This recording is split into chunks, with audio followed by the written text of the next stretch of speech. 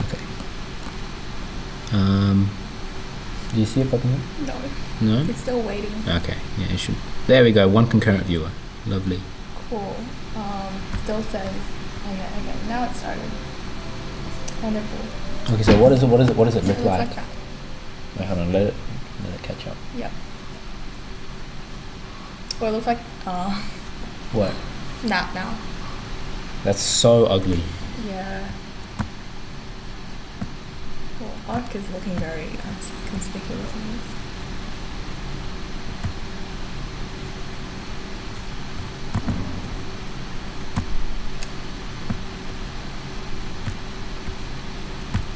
How does that look?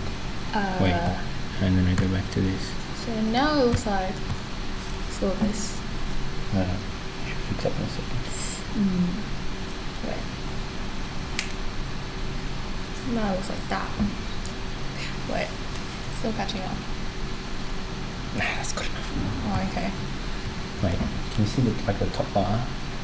That's basically just my screen, so it's fine. Yeah. Right? Wait, where does it cut off at the bottom? So, okay, you have to remember that below this, this point. Gone, yeah. Cool. Okay. Do we keep on advertising the campaign, or is fine? I feel like. Do we still need to advertise the campaign? Yeah, sure. All right, and then. So you want the new version, right? Are camp tickets still on sale?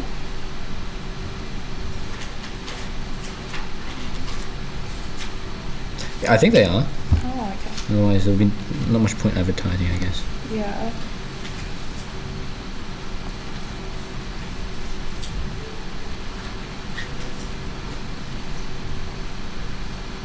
I guess we can start. Yep. All right. Okay. Here you are. Thanks. Okay, guys. Welcome to part 2 of our 1081 seminar presented by MathSoc. So hopefully you guys had fun for part 1. But in part 2, we're going to go through mainly proofs and logic, combinatorics, and graph theory. First of all, just a reminder that if you guys are interested in our annual math camp, remember to sign up for that and buy the tickets. I think they're quickly running out, so just remember to do that as soon as possible. Okay, but then we'll get on to here's some extra info about our camp. But otherwise, we'll get on to part 3, which is logic and proofs. If you guys have any questions during our seminar, feel free to raise your hand and just shout out. Okay, so moving on to thanks. Moving on to logics and proofs. Let me just quickly see how we can. Wait, can we directly click onto the link? I don't think you can. There's a thing at the bottom. You just gotta drag it? Yeah. Oh, okay, thanks.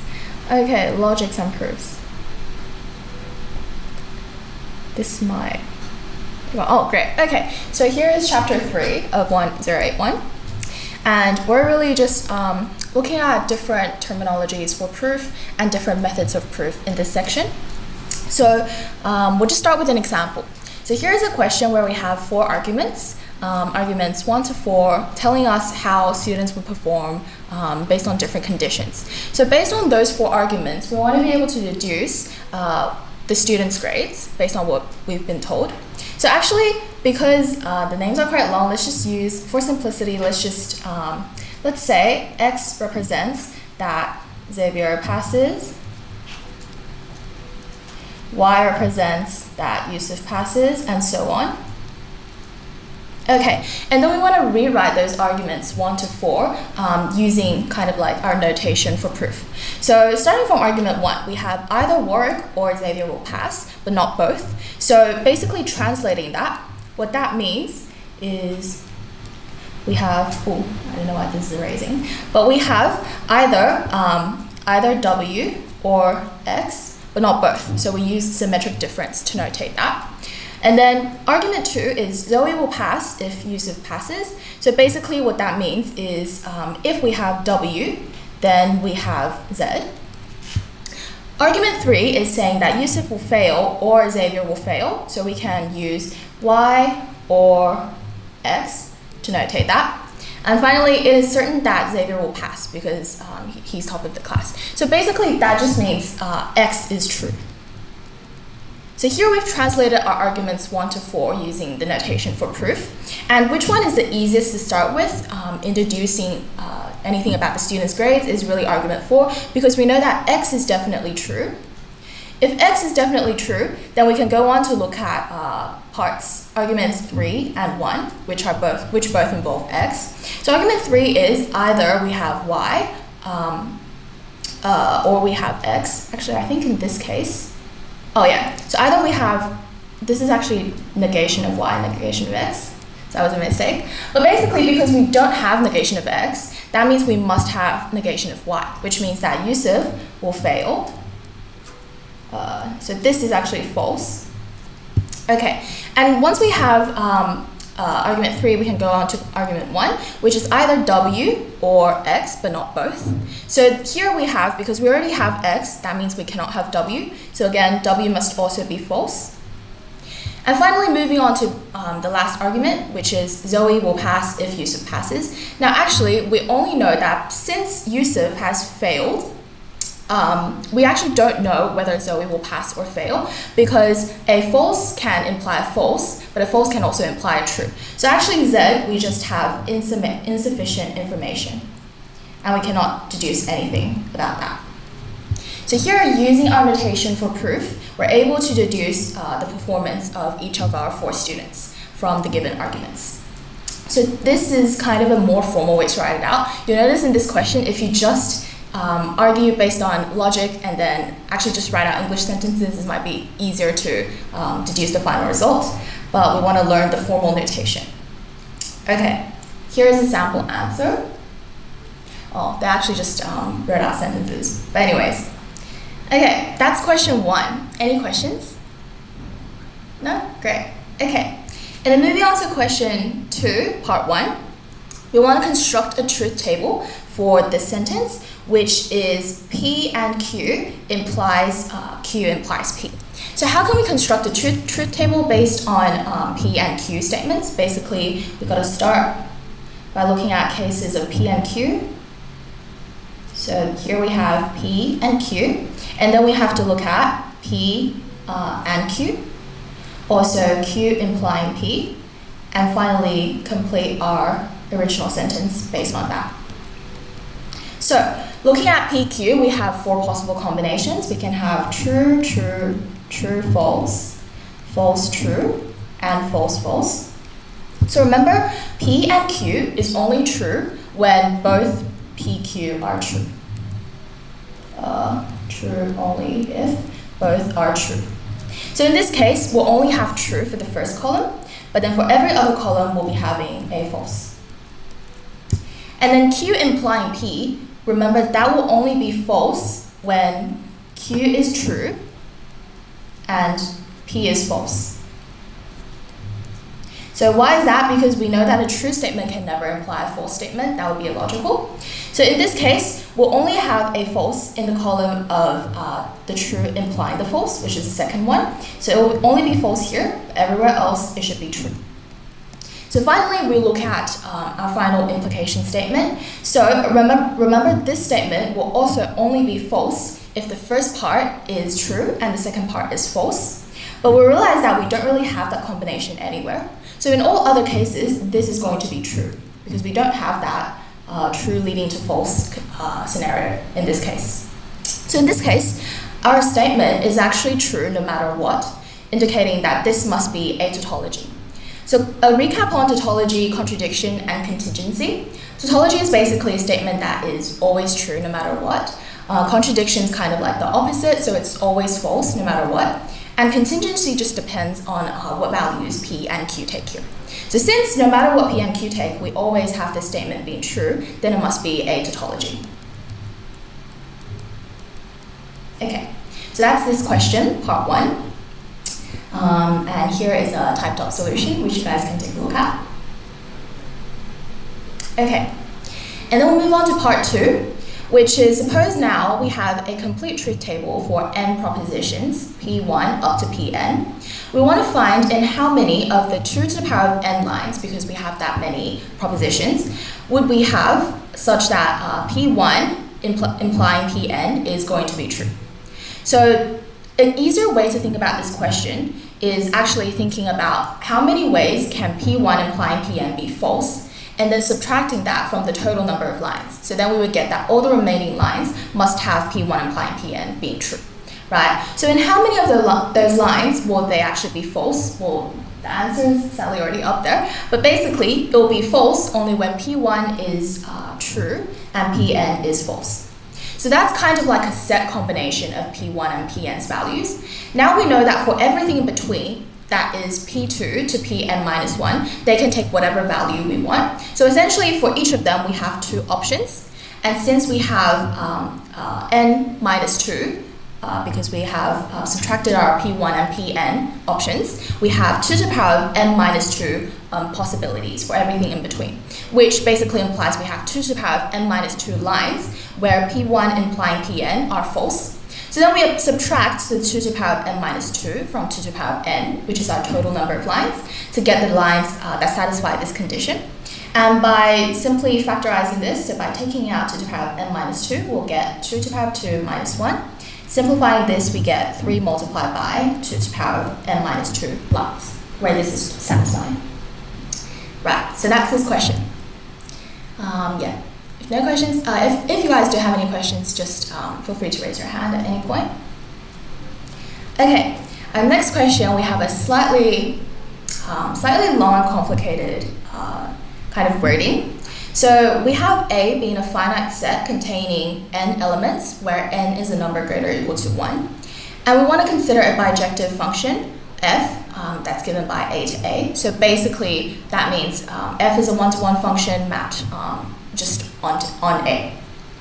So for each positive integer k, we define the kth composition of f, which we notate by this, to be basically just kind of like nesting this function in itself. So it's like a composite function. You have f of f, and then f of f of f, and so on.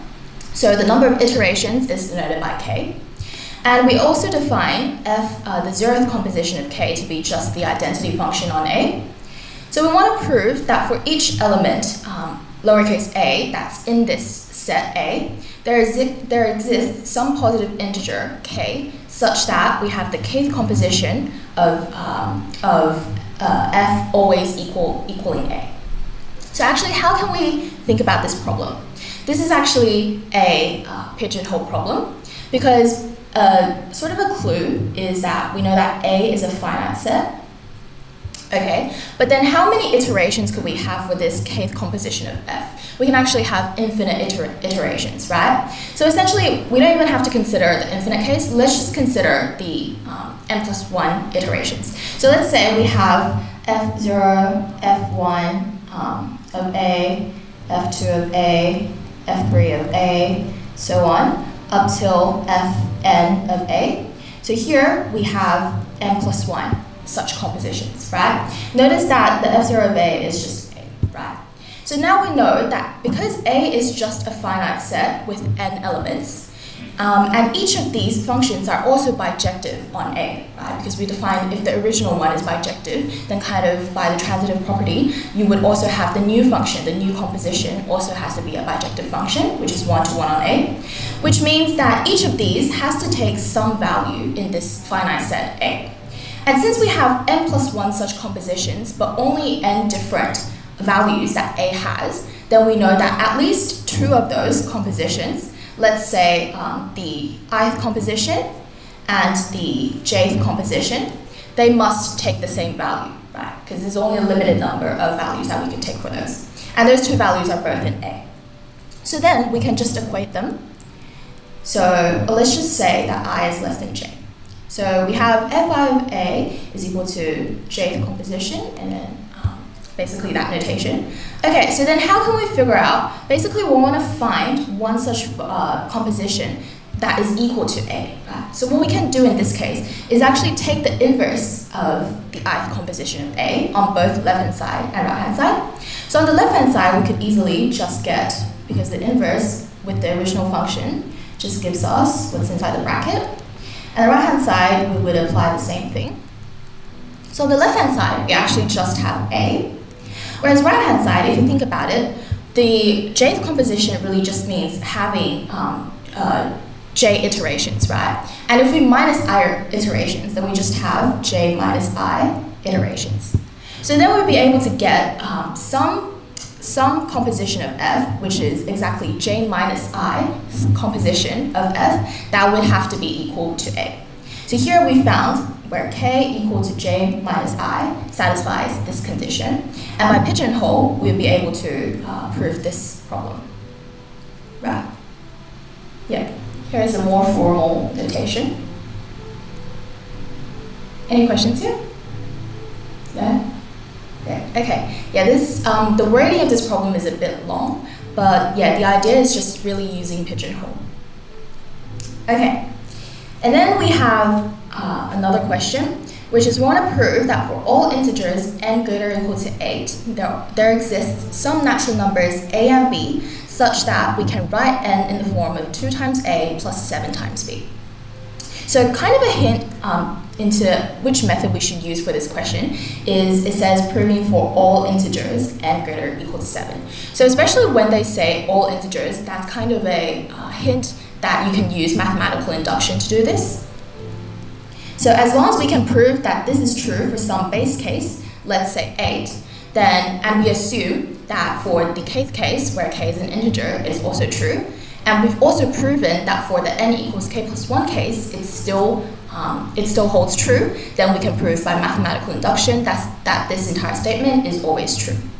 But to kind of make things simpler for ourselves, because we actually don't have to prove for every case n is greater or equal to 8, we can separate the set of integers n into 2 possible cases, where n is either odd or n can be even.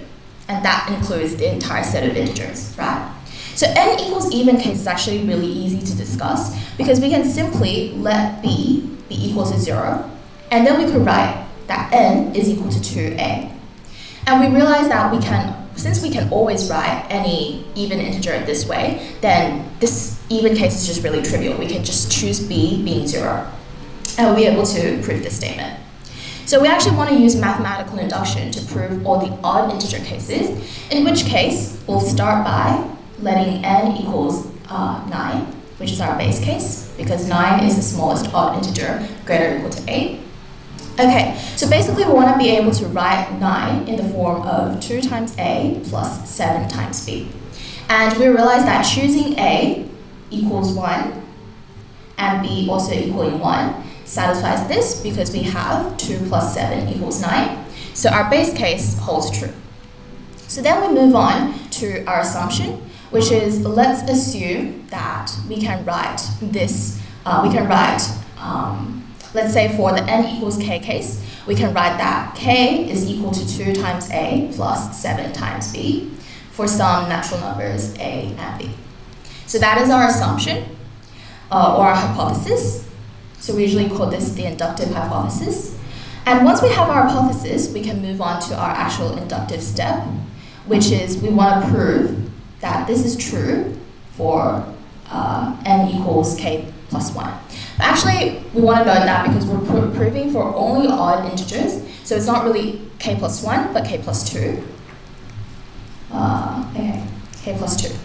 Okay, so basically what we want to prove is that we can write k plus 2 in the form of 2 times, let's say, 2p plus 7q, right? So actually, how do we use our assumption? Well, we know that k is equal to 2a plus 7b. So that means k plus 2 is equal to 2a plus 7b plus 2, in which we can factor out a 2, and we would get 2 of a plus 1 plus 7b, which lets us obtain k plus 2, lets us write k plus 2 in the form of 2a1, of 2a1 plus 7b, where a1 is just equal to a plus 1 from our previous assumption. So here we've actually proven that for the k plus 2 case, this is also going to hold true.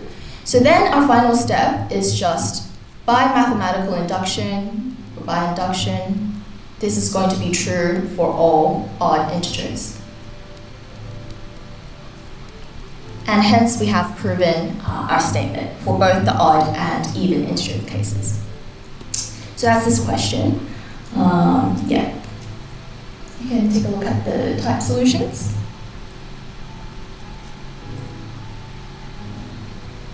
Right, okay. No questions around this one. We'll just move on to the next one. So next one's a very interesting problem. Basically, at Gardner University, we have 41 students who study exactly one of 5 subjects. We want to prove that one or more of the following 5 statements that were given must be true.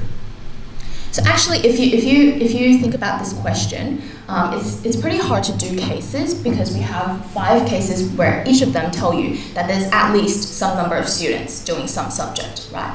So instead of thinking about that in cases, we actually want to think about it the reverse way, which is that we can just start by assuming that all of them could be false, right? So if we assume that all statements are false, then what do we know? Well, if statement 1 is false, and there's not at least 3 art students, then the max number of art students we can have is just 2 art students, right? Same for statement 2, we can have maximum of 9 business students, and then maximum of 9 computer science students, 1 design student, and 19 engineering students. And if you actually add those numbers up, 2 plus 9 plus 9 plus 1 plus 19, which that is also equal to 45 minus 5, you actually get 40 students.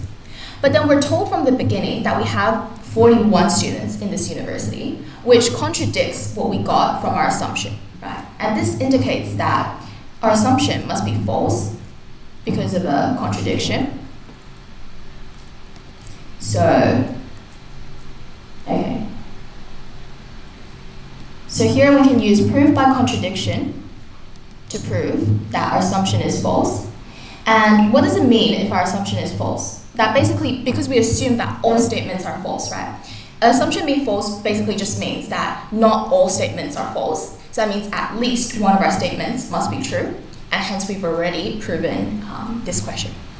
So proof by contradiction is a very useful and efficient way of proving questions like this. And then, yeah. That is the argument that you can write. Okay, and then moving on to the final question in our section of proof and logic, we actually have, this is kind of a link to our chapter 4, Combinatorics, because it involves recurrence relations. But let's just take a look first. So basically we have Cappy having an unlimited number of fancy tiles that's made out of 3 unit squares. And we need to compute the amount of ways that we can tile some sort of grid using those tiles. So we're given that for those 3 times 1 tiles, we have 5 colors, whereas for the L-shaped tiles, we have 3 colors only. And we're given 2 different types of grids, where AN kind of notates those 2 by 3 n grids, whereas BN notates the 2 by 3n minus 1 grids. So we want to show, okay, the actual problem is on the next page. But before we go to the actual problem, we just want to mention that 2 tilings of the L-shaped grids are actually considered different. So if you tile it this way, and if you rotate it, like kind of flip it upside down, it's a different, we consider that as different grid tilings. Okay, so moving on to the actual question. First of all, we want to find the initial values of A0, A1, and B1. And then next part, we want to find the recurrence relation that relates the sequences AN, BN, and AN minus 1, BN minus 1. And then we're basically just kind of almost solving for those recurrence relations. But starting with question 1. So we want to first find the initial values of A0, A1, and B1, which is actually pretty simple because what A0 means, right, is just we have a 2 by 0 grid, which is just no grid, right? And there's only one way in which we can fill a non-existent grid, which is just not filling it, right? So A1 must be equal to 1. A0 must be equal to 1. Yep. And then moving on to A1. So what is A1? A1 is a 2x3 grid. And in how many ways can we fill that? Well, basically, we can fill it either using all the straight tiles, so the 3 times 1 tiles, or we can fill it using the L-shaped tiles, right? So looking at case 1, if we fill it all using the straight tiles, then we know that because we have 5 different colors of straight tiles, basically we have 5 times 5 number of ways of filling it. Yeah. Our second case is we can fill it with L-shaped tiles. So for the L-shaped tiles, because we want to consider that those two configurations are actually different, so for each L-shaped tile, we have 3 different color options. So because the 2 times 3 grid requires at least 2, actually exactly 2 of those tiles, so we have 3 times 3 for the different colors that we can choose for them. And then we have to multiply by 2 to account for the rotations or reflections. So that gives us 18 possible ways. And our total for A1 is actually just those 2 cases added up, which is 25 plus 18, which gives us 43. So A1, we know, is equal to 43. Okay, and finally we look at B1, which is how many ways can we fill a 2 times, basically just sub in n equals 1. Oh wait, is it B1 or B2? Yeah, B1. We sub in n equals 1. So that's 3 minus 1 times 2, which is basically a 2x2 grid. But remember that for the Bn case, we actually have removed one of the grids after we have the 2 times 2 grid. So basically, essentially, we just have this L-shaped grid. And there's really only one way in which you can place in which you can fill this grid, right? Which is with the L-shaped tile. And remember that since we only have 3 different colored tiles for the L-shaped tile, so B1 is just equal to 3. And that's how we can get the values of A0, A1, and B1. So that's question 1. Yeah. Okay. And then moving on to part 2 of this question, which is we want to find a recurrence relation that relates those 2 sequences AN, BN, N minus 1, and also Bn to A minus 1 and Bn minus 1. So how do we do this? We actually have to go back to what we're given, so this drawing. Basically, for An, we can think about this in 2 ways, right? So for An, we can either fill it with a strip grid, a straight tile. So if we fill it like that, then what we have left is we can really only fill this tile and this tile in 5 times 5, which is 25 ways, right? Since we have 5 different colors for the straight tiles. We can also consider filling this using the L-shaped tiles, which is that we can split it like this, or we can split it the other way. Okay. So basically, if we fill it with the L-shaped tiles, then we can place an L-shaped tile, which gives us 3 possible options there. And then the remaining, so how would we fill the remaining grids? That's actually our definition of Bn, right?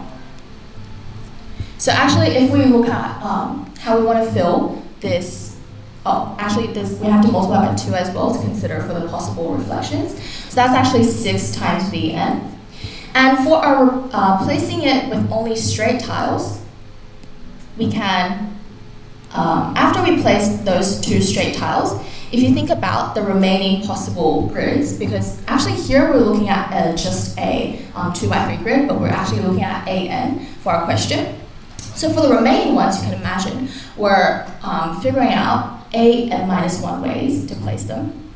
So that's why for our first An grid, we can fill it in essentially 6 Bn plus 25 An minus 1 possible ways by just considering the 2 different options that we can have for filling the tile. So we can either fill it with the straight tiles or fill it with the L-shaped tiles. and correspondingly we'll have an minus 1 and bn possible remaining ways to figure out the leftover tiles.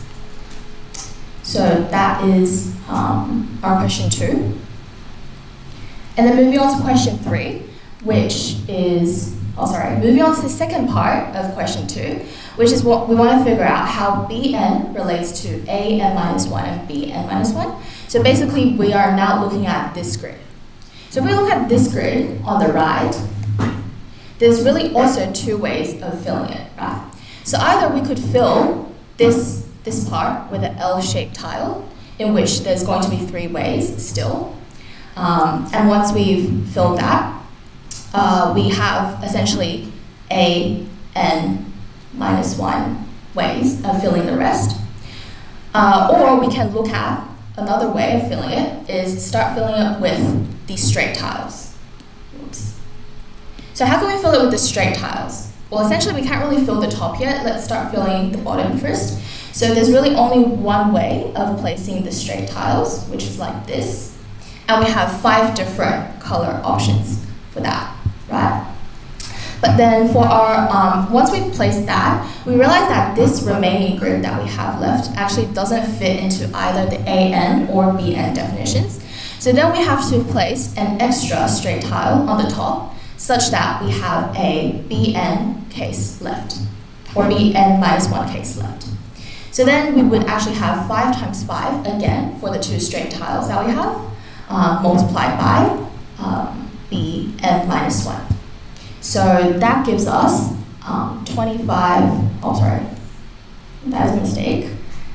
Once we fill the top and the bottom, that is 5 times 5. That is Bn minus 1. Yeah, so that gives us 25 Bn minus 1 cases.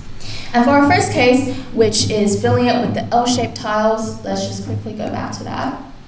Because once we fill it with the L-shaped tiles, we know that there's really, relative to case 1, right, where we could rotate it, in this case, because we already have one set orientation for the tile, there's only one way we can fill it, in which case we just consider the 3 different colors we can choose. So this is why for case 2, we would be able to get this relationship between Bn, An minus 1 and Bn minus 1, where the coefficients are as such, as we talked about in the different cases before. So that's part 2. Part 3 is we want to then figure out a recurrence relation that relates terms only in the sequence. This is supposed to be a subscript. So An with An minus 1 and An minus 2.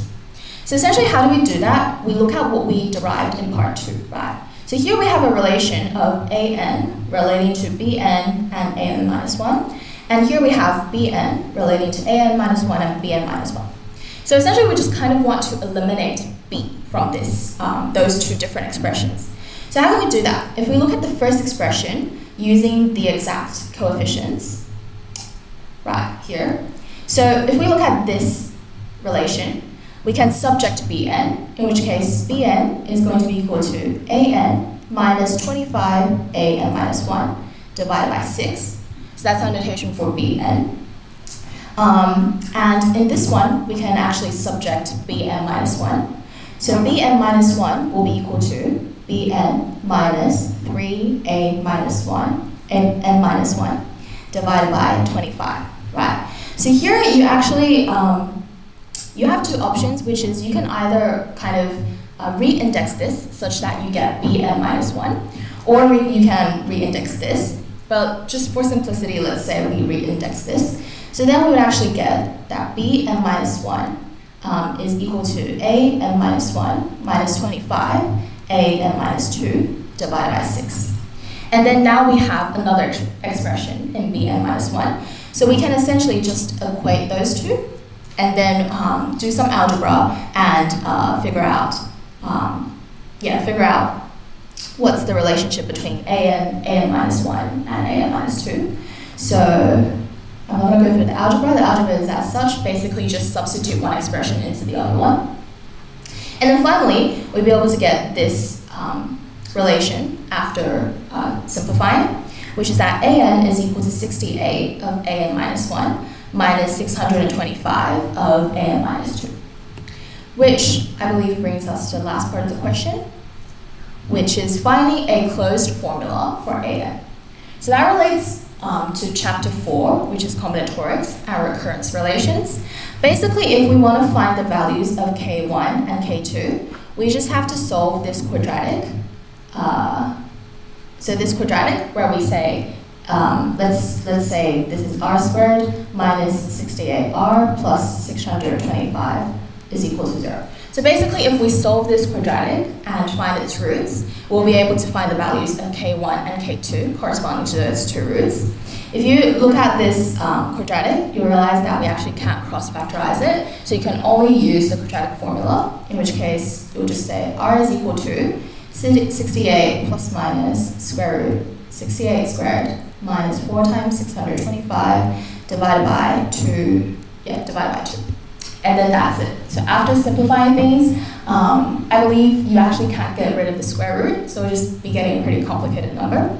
But then you just substitute that into the values for k1 and k2, and we'd be able to get our closed formula. And if we want to find the coefficients of a and b, this is when you can start substituting our initial conditions, which is why part 1 of this question was useful, because we already found what a0 and a1 is. So we can just substitute that to find what a plus b and whatever k1a plus k2b is equal to, and then hence find a and b using simultaneous equations. I think because the numbers are quite complicated, so we don't have that in our solution, but that is essentially what you do. So you could do that if you want to try the question in your own time. Okay, so that actually concludes our chapter 3, which is on logic and proofs. And now we move on to chapter 4, which is combinatorics. So the most fun section. Let's actually start with a question. So in combinatorics, one kind of concept that we use very often is the pigeonhole principle, which we'll actually use in this question. So we have 5 distinct points in the Cartesian plane with integer coordinates. And we want to prove that at least one midpoint of 2 of those points have integer coordinates. So what that actually means, using a midpoint formula, let's say one point is x1, y1, another point is x2, y2, right? So the midpoint would obviously be equal to, would have the coordinates x1 plus x2 divided by 2, and y1 plus y2 divided by 2. So for the midpoint, to have an integer coordinate, we know that this top must be even, and this top must also be even, right? And what is, so how can those two actually possibly be even, is that we must have x1, x2 being both odd or both even, and y1, y2 being both odd or both even. So we're actually using a more formal notation to have the same parity, which is either odd or even. So how can we ensure that we at least have 2 points with the same parity? Well, this is because we can only have 4 different combinations of different parities for x and y coordinates. So we could have even, odd, odd, even, and odd, odd, right? That's all the possible combinations that those 4 points can take. And since we have actually 5 points, so we can guarantee by pigeonhole principle, or if you use the ceiling function to notate that, that's actually equal to 2.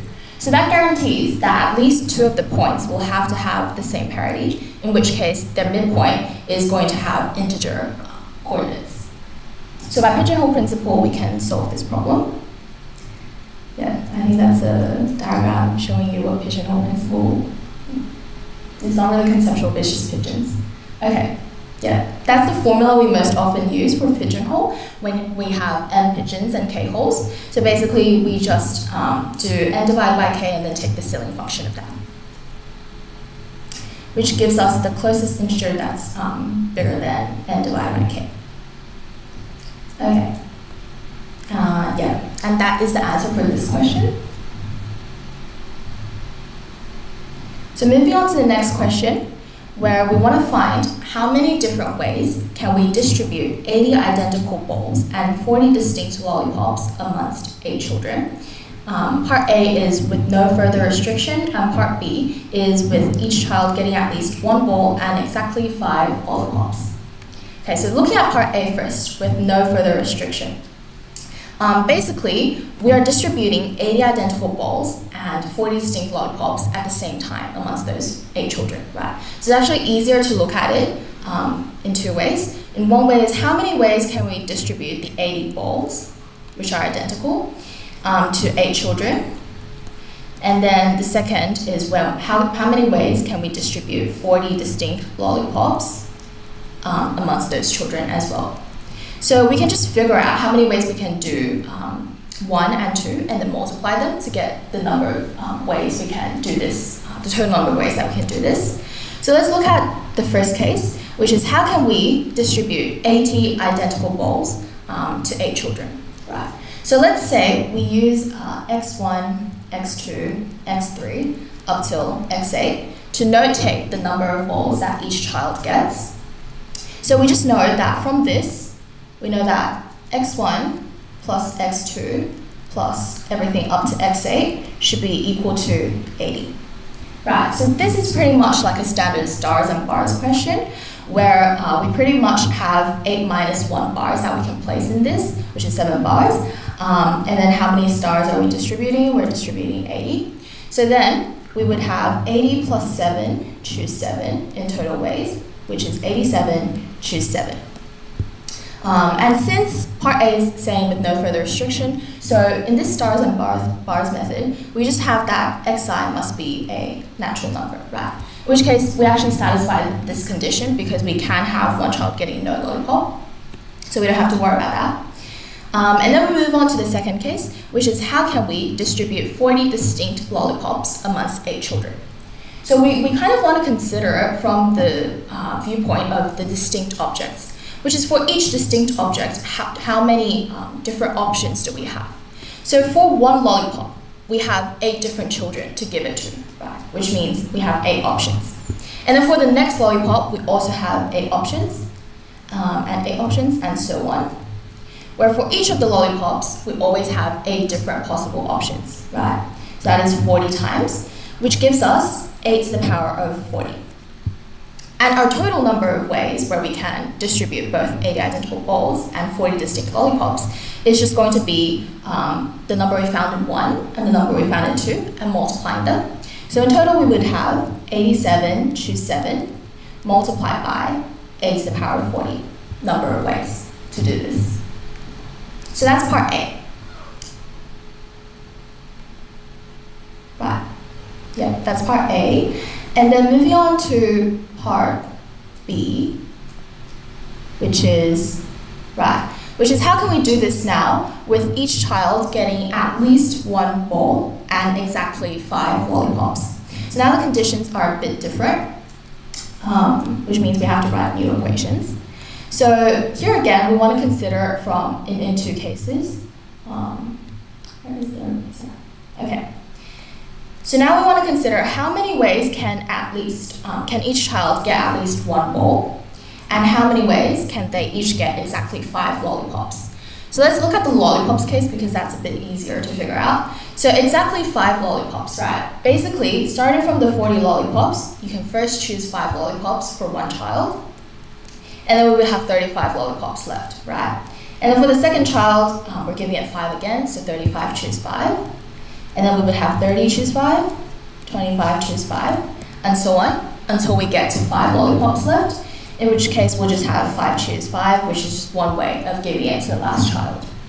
So in total, if we simplify this, using, in which way we define like the combinations, so that's 40 factorial divided by 5 factorial divided by 35 factorial, multiplied by 35 factorial, divided by 30 factorial, 5 factorial, and so on.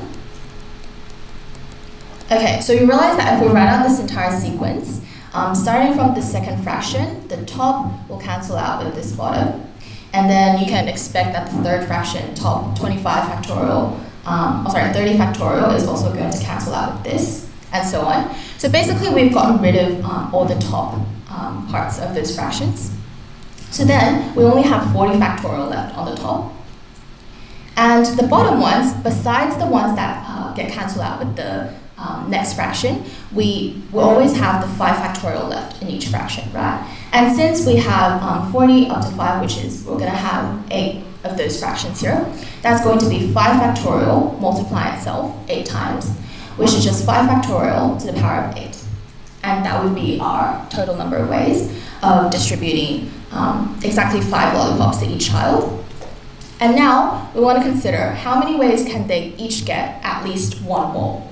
So basically, we can use the stars and bars method in this case as well, just with one additional restriction, which is that if we let x1, x2, x3, up to xa be the number of bowls that they each get, we just have this additional restriction, which is that xi must be greater or equal to 1, right?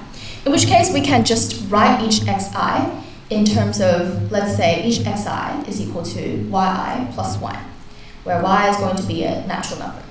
So now we can reduce that to our most basic stars and bars equation, which is that y1 plus y2 plus everything up to y8.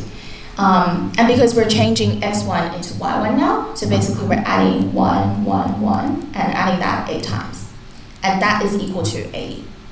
So the new equation that we get is just that y1 plus y2 up to y8 is equal to 80 minus 8, which is 72. In which, if we use the stars and bars equation again, we'll just get this is equal to 72 plus, it's going to be 7 bars, and then choose 7, which is equal to 79, choose 7.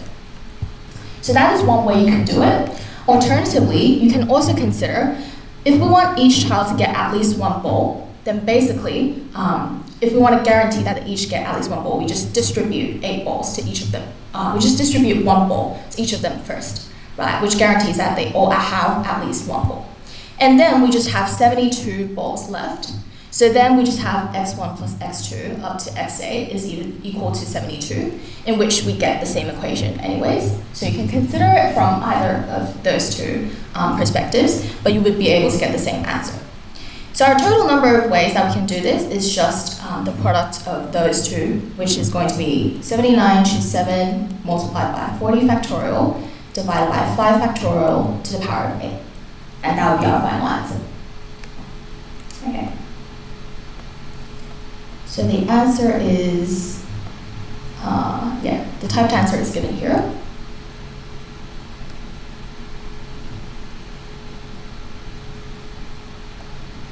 Right, so you can just take a look at it. But yeah, it's basically the same idea. Okay, yeah, so that's the final answer. And then moving on to the next question, which is actually just testing us on that stars and bars equation.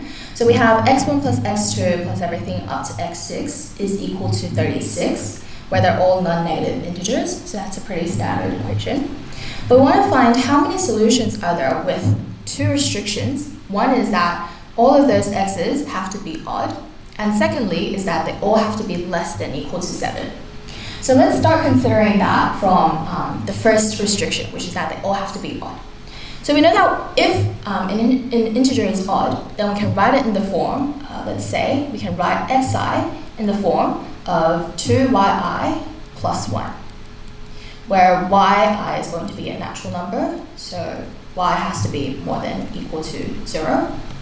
Okay, so because we also have the second restriction, which is that xi is less than or equal to 7, right? Let's transform that into an inequality in terms of yi. That just means 2yi plus 1 has to be less than or equal to 7, which means 2 yi's has to be less than or equal to 6, and each y has to be less than or equal to 3. So let's write the new equation first in terms of y. Basically, we have 2y1 plus 1 plus 2y2 plus 1 plus up till 2y6 plus 1 is equal to 36, in which if we factor out the 2, we'll have y1 plus y2 plus everything up to y6 is equal to 36 minus 6, because we have 6 ones on the left, which is equal to 30. So therefore, we have our standard equation y1 plus y2 plus everything up to y6 is equal to 50. Okay, but we notice that there's an extra restriction on this, which is that each y has to be less than or equal to 3, right? So how do we deal with this extra restriction? Because that actually makes our equation a non-standard one. So then we can actually introduce a new variable, let's say that's z, and then we can notate each y in terms of z. So let's say, let each yi be equal to 3 minus zi, where z is a natural number, again, and z is greater or equal to 0. So that satisfies our condition, right? Because now we do have, indeed, that each y has to be less than or equal to 3.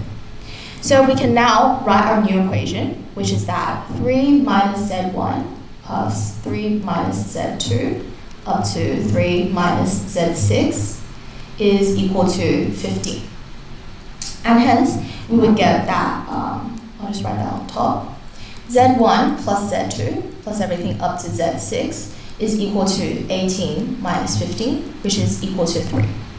So because we have zi being basically a natural number, but we also have that yi is more than or equal to 0, right? Which means that 3 minus zi is also more than or equal to 0, meaning that zi also has to be less than or equal to 3. So we have to ensure that our final solution satisfies this. But if we just look at the equation, it must satisfy this because the right-hand side is just 3, right? And z, we know that they're all natural numbers, so the maximum they can take is just 3. So we already satisfy that, and we don't have to worry about it anymore. So this, again, becomes a standard stars and bars equation, in which our final answer is going to be equal to 3 plus 6 minus 1, choose 6 minus 1, which gives us 8, choose 5. Which is also equal to 8 choose 3, which is 8 times 7, so 56 possible solutions that we could get for this equation. Right, so that would be the answer. So it is important to note to place our restrictions on yi and zi every time we introduce it, and then making sure that our equation, the new equation that we obtain, satisfies this restriction. Otherwise, we may have to start using inclusion-exclusion principle at certain times. Okay. Right, that's the final answer. And then moving on to the next question. So we have a set S that contains all 14 letter words, where each letter is chosen from the 26 letters in our alphabet, and no letter is used more than once, so no repetition. And first of all, we want to find how many such words can we have altogether. So basically, if you think about the 14 letter words, let's just draw lines notating where each letter can go. And there's going to be 14 of those. So starting from the first position, because we have 26 different options from our alphabet, we just have 26 possibilities here. And then the second one, if we've already chosen one letter, then we have 25 letters left, and so on. So basically, we just have the permutation of 26 and 14. That would be the answer for part A. And if you want to simplify this, that's just 26 factorial over 12 factorial. Yeah, 14. So you have 14 different options. So you go down like that. And then part B is we want to figure out how many words contain the subwords Julia or Tony. So basically what this statement is implying is that it can only contain either Julia or Tony, but not both. In which case we'll have to start using the inclusion-exclusion principle here. So we want to first figure out how many subwords contain Julia, and then how many subwords contain Tony, and then add them, and finally minus the number of words that contain both of those subwords. So starting with the case of each word containing Julia. So we know that Julia, like the subword basically implies that all those 5 letters stay together. So we already have 5 letters gone from our 14 letters, which means we have 9 sort of empty spaces left that we need to fill with letters. So then we also can't repeat all the letters, which means we already have 5 letters taken from the 26. So we actually have 21 different options for our letters and 9 different spaces to fill that. So then we just have 21 times 20 times 19 times everything, which gives us 21, the permutation 21 and 9. And that's Yeah, that's the number of words that will contain the subword Julia. But that is just actually filling the remaining spaces. We also have to consider the internal arrangements that we can have with those groups. So if we consider Julia as one whole group, we have the additional 9 letters, each being on its individual group. So in total, we have 10 groups, which means for our internal arrangements, we just multiply by 10 factorial to get to the final answer. And that's for the number of words containing Julia. So secondly, we want to figure out the number of words containing Tony using essentially the same logic. So Tony is a 4-letter word, which means that we now only have 22 letters to choose from, and we have to have an additional 10 spaces to fill, which means we'll have 22 E10 possible ways of doing that. And finally, this is another group on itself, and we have, since 10 additional letters, in total we have 11 groups, which means internal arrangement of arranging those groups in different order is going to be 11 factorial. And we multiply that to our initial to get the final answer. So that's the 2 cases where either the word contains Julia or it contains Tony, but this does not prevent that those words can contain both of those subwords. So in the third case, we're going to figure out how many words contain both Julia and Tony. So essentially we have 9 letters gone, which means we have 5 additional letters from the 14 to fill, so 5 spaces to fill. And because we've already used 9 letters, so 26 minus 9 equals, we have 17 possible letters as our options.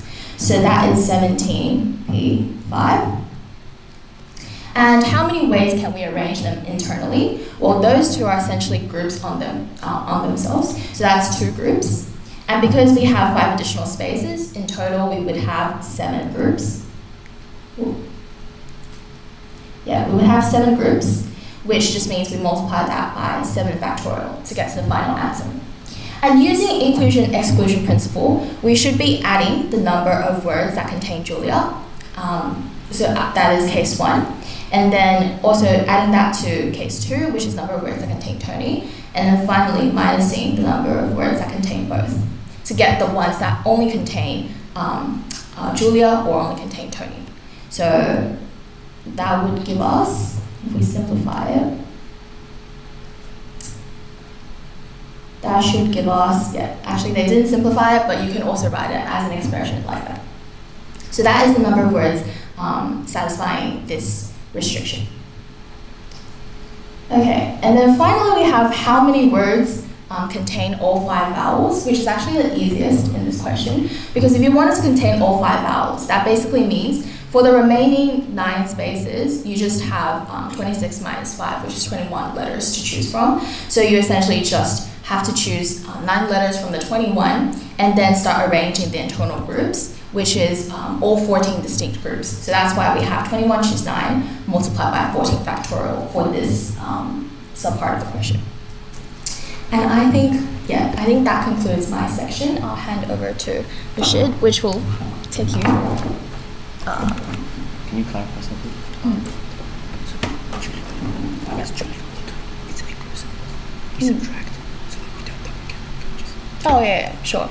Yeah. By the way, just to clarify on this question, so why do we subtract it? Because we want to have only the letters that contain only either Julia or Tony, but not both. So that's kind of like a symmetric difference thing, which is why we have to minus the ones that contain both to avoid double counting in when we count the ones that contain Julia and the ones that contain Tony.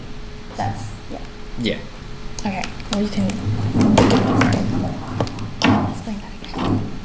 Yeah. So if you're confused on that part about the inclusion exclusion, we're going to go into a bit more depth in just a second.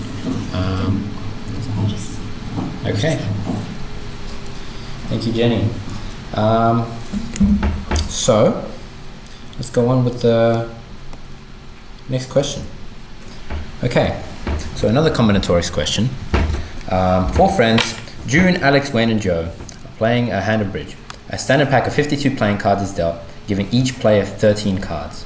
So the first thing that we need to find is the probability that June and Wayne are dealt all 13 spades. So that means June and Wayne together are dealt all 13 spades. Between them, they have all 13 of them.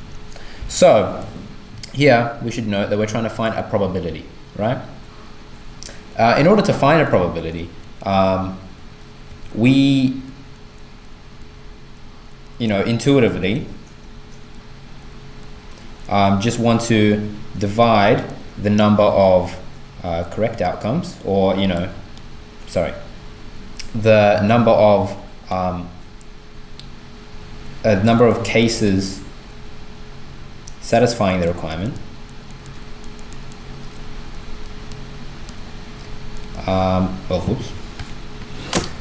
divide that by the total number of cases, right? But the difficulty with this one is there are a lot of ways to get the case to get 13 spades to June and Wayne, right? So especially if we count ordering of cards. If, say, we count June getting 6 of the spades and Wayne getting the other 7 as different cases, right? To, like, say for instance, one getting 10 and one getting 3, then we're going to have a lot of cases, right?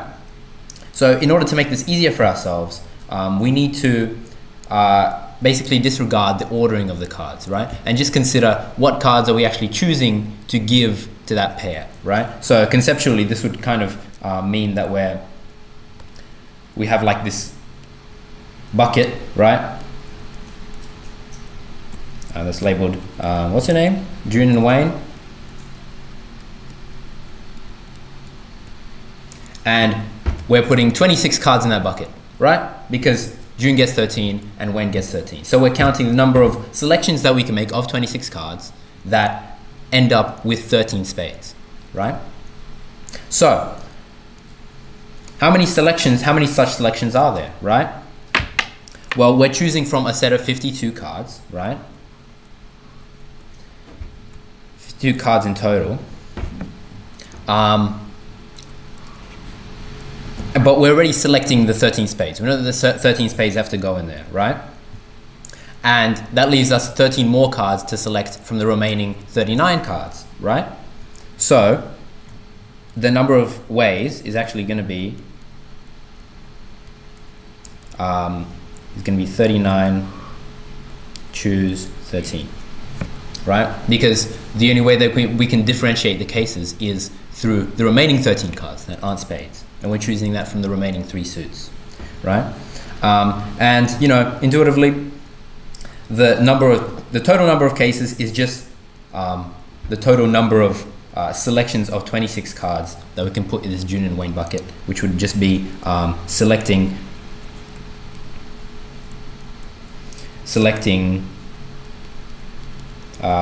total ways, which would just be selecting from 52 cards 26. Right? So our probability is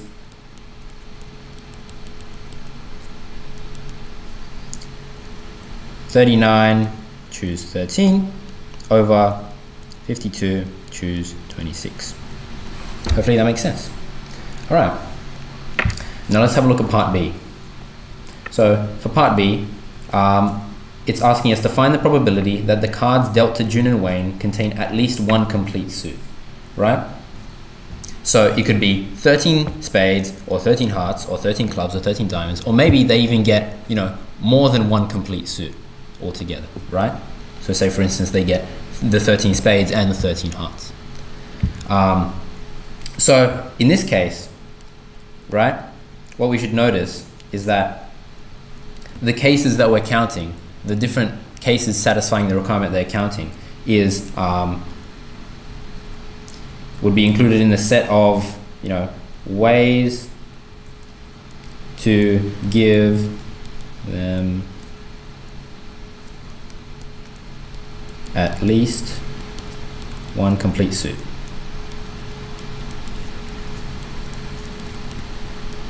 Right? So we're trying to find the size of this set. But we should notice that that set is equal to the union of the ways to give them all the spades, right? Union with, that was a bad curly bracket. Same thing but for hearts, right? Same thing but for clubs. And same thing but for diamonds. Right? So, in order to find the size of this set, we need to find the size of this set, the cardinality, right? We need to find the cardinality of the union, right? And whenever we need to find the cardinality of the union of a lot of sets, we use what? Inclusion, exclusion, right? That's the theorem that we have in order to tackle problems like these. So, just a brief reminder of what inclusion, exclusion actually looks like, right? If we're trying to find the cardinality of the union between, say, A union B union C, right? That is equal to the cardinality of A plus the cardinality of B plus the cardinality of C, right? We'll have that as, you know, just the cardinality of the sets themselves. Separately, we're going to write out the cardinality of the intersections of all the pairs of sets. So A intersect B plus A intersect C plus B intersect C, right? So those are all the pairs, right? And finally, we're going to write the cardinality of all the intersection of all the triples of sets in our original three. We only have 3 sets, so there's only one triple, right? So it's going to be A intersect B intersect C, right? And once we have that written out, we alternate the signs, right? So we had a, implicitly we had a plus there, minus, plus. And if you have an even more complicated inclusion-exclusion variant, then you would keep alternating here. Sorry, that would be a minus, minus, plus, minus, plus. But we only have 3 here. And this formula would give you the correct cardinality of the left-hand side, right? Why can't we just have the sum of the cardinalities of the individual sets? Well, it's to avoid double counting, right? Say, for instance, take an element that happens to belong to both A and B, right? Then that element would be included in the cardinality of A, but it would also be included in the cardinality of B. So that element will be double counted. We don't want that. We need the actual correct cardinality, right? So we need to subtract all the elements that are in both sets because they were double counted. But when we do that, we subtract too much, right? We subtract the elements that are in all 3 one too many times. So we have to add that back on, right? And the same logic applies for any the union of any number of sets, right? Here we have 4 sets, right? Because we have the ways to give them all the spades, ways to give them all the hearts, ways to give them all the clubs, ways to give them all the diamonds, right? But what we can notice is there's no way for these 2 people, right, to get 26 cards that contain more than 2 complete sets of suits, right? They can't get all the spades and the hearts and the clubs, because that would be 39 cards, right? So we actually don't, when we're doing our inclusion exclusion, we don't need to go up to the triples of sets, the intersection of the triples of sets, because those would be 0 anyways. So let's see what this actually looks like when you compute it, right? Okay, this is the solution for part A. That's what we got. 39C13 over 52C26. And for part B, we apply inclusion exclusion, right? They have a shorthand for the sets. So we have the sum of the individual cardinalities, subtracting this, the sum of the cardinalities of the pairwise intersection of those 4 sets, right? And we've already calculated how many ways there are to give them one complete suit, right, from the previous question. That was 39C13, right, that appears there. And we multiply by 4 because, you know, we have 4 copies here. Minus the ways to give them 2 suits, right? That'll just be subtracting 4 choose 2, right? Because you're just choosing which 2 sets out of the 4 to give them, right? And so this is the cardinality of this, right? And that means that's the number of ways to give them at least one complete suit, right? So the probability that they get at least one complete suit is that, right? This value divided by the total cases, which we had before, 52 choose 26, right? And that's what it says here. Okay. Moving on to an interesting question. So this question asks us to consider the set of all n-digit numbers formed by the digits 1, 2, 3, 4, 5, 6, 7, 8, 9. We're letting an be the number of such numbers containing an odd number of prime digits, and bn be the number of such numbers containing an even number of prime digits. So our first task is to write bn in terms of an. Okay, so the first thing we should notice is that an n-digit number, right, can only have either an even number of prime digits or an odd number of prime digits, right? So those two cases cover all n-digit numbers. At least in this case where we have, you know, digits from 1 through to 9. So the sum of an and bn should equal to the sum of, you know, the total number of 9-digit numbers, which is, of course, n-digit numbers, which would, of course, equal to 9 to the n, right? Because we're choosing one of the 9 digits for each, you know, of the n digits. And we know that this total number is equal to an plus bn, right? And once we have this identity, we can easily rewrite this to be in terms of an. So we have that bn is equal to 9 to the n minus an.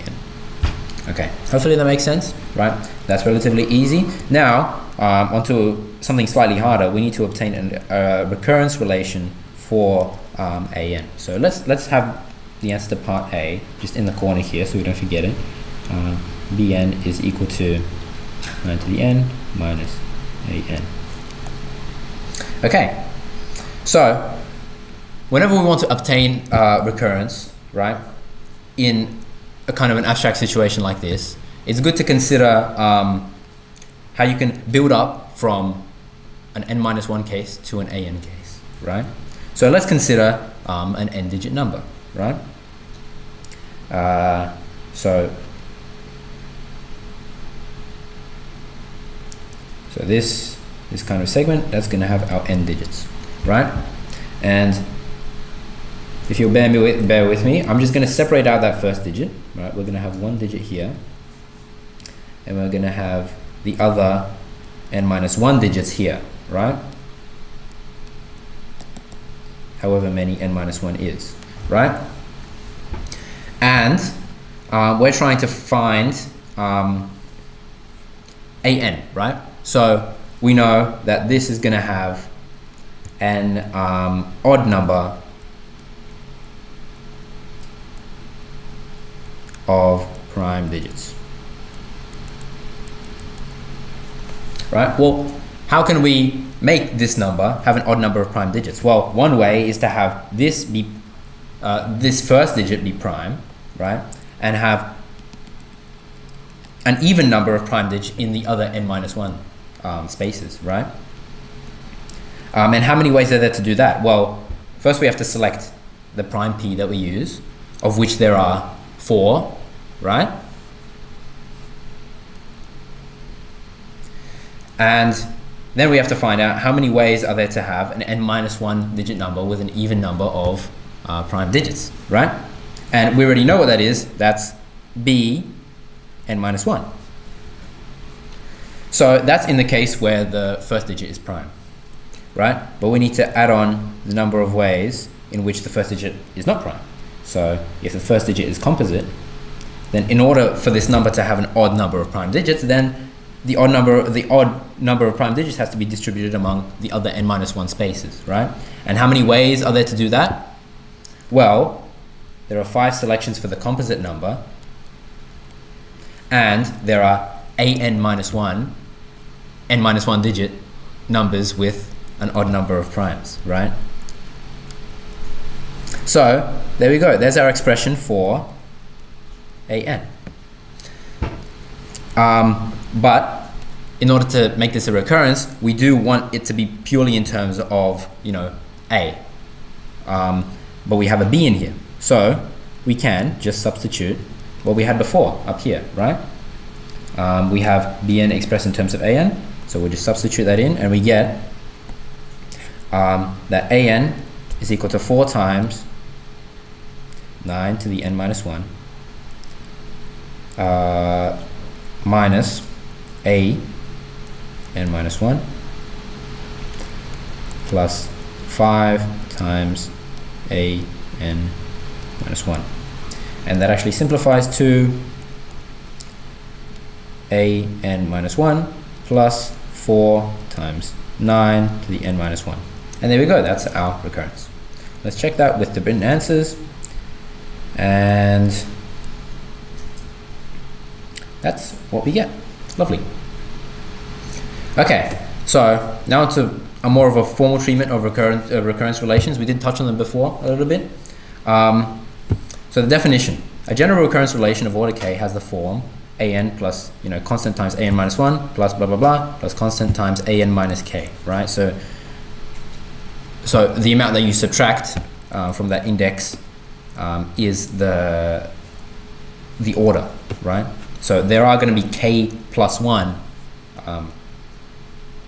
or a maximum of k plus 1 terms with a in this expression, in an order k recurrence relation, right? And this can be set to equal some function of n, right?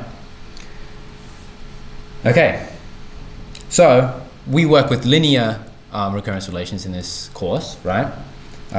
Meaning that all the coefficients of the a terms are constants, right? That makes it statistically easier to work with and solve. Homogeneous is a special type of linear recurrence relation where the function on the right hand side here is just 0, right? And those are pretty easy to solve, right? We'll go through that in a moment.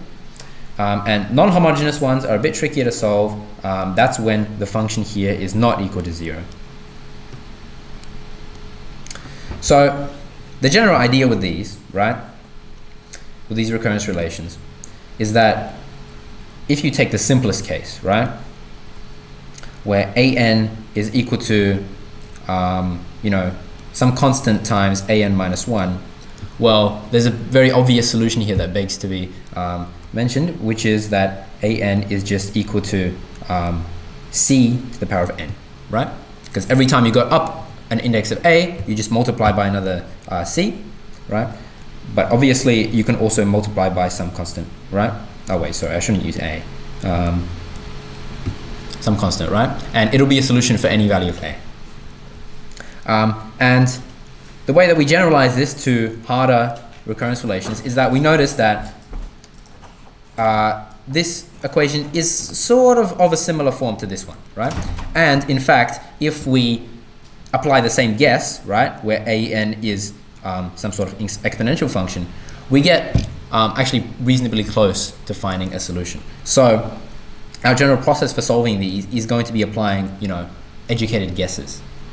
Okay, and you know, this is what it says on the slides. The solution for a very simple order 1 linear homogeneous recurrence relation where an is just some constant times an minus 1 is going to be an equaling to some constant times r to the power of n, right? Okay, so let's go into something more difficult. Order 2 linear homogeneous recurrence relations, right? So here, okay, here's our recurrence relation. An plus p an minus 1 plus q an minus 2 is equal to 0. Let's see what happens when we apply our naive guess of just an exponential function, right? R to the n plus p r to the n minus 1 plus q r to the n minus 2 equals to 0, right? Assuming that r is not equal to 0, we can divide through by r n minus 2 and we get r squared plus pr plus q is equaling to 0. And would you look at that? We get a quadratic equation. We know how to solve those, right? We can solve for r, right? Given that we know p and q. In general, if you have an order n recurrence relation, a linear homogeneous recurrence relation, you can solve it by reducing it to what we call the characteristic equation, right? And the characteristic equation is going to be of degree n. In this case, 2. Okay. So let's see where we go from there. So let's say that the solutions to our correct characteristic polynomial here, right, are alpha and beta, right? That means that both an is equal to alpha to the n and an equaling to beta to the n are both solutions, right, naive solutions to our equation. And in fact, we can multiply them through by like just some random constant and they'll still stay solutions. And the good thing about this being a linear recurrence relation is that if we have two known solutions and we add them together, we get a third new solution, right? So we know that this one is a solution. We know that this one is a solution. So we know that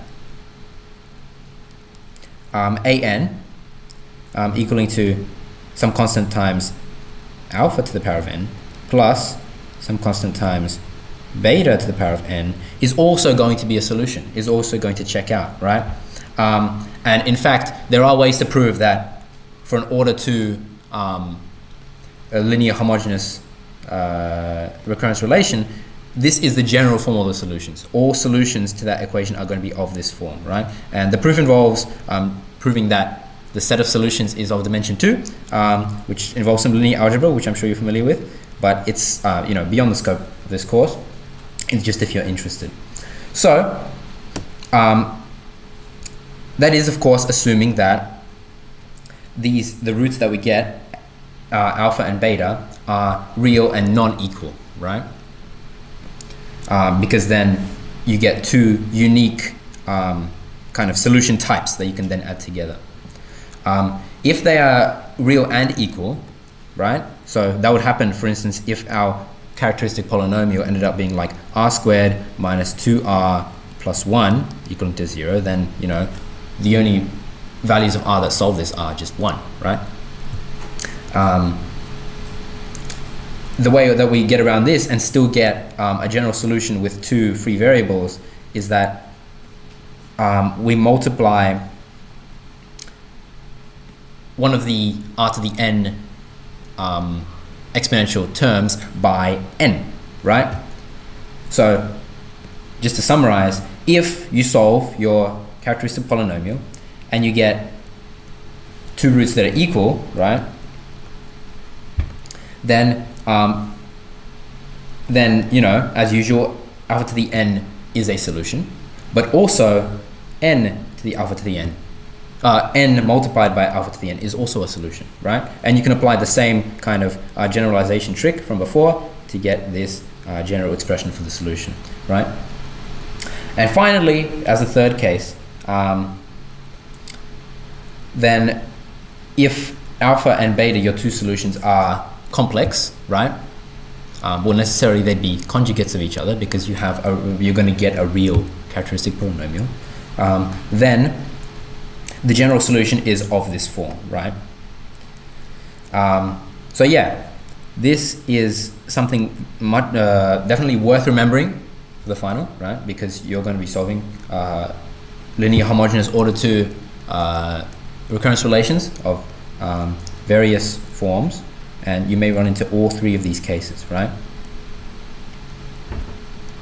Yeah. Okay. So Moving on to non-homogeneous, harder still, right? So in this case, what we use, the main fact that we use, is that a solution to a non-homogeneous recurrence relation, right? So plus C1 an minus 1 plus da da da plus CK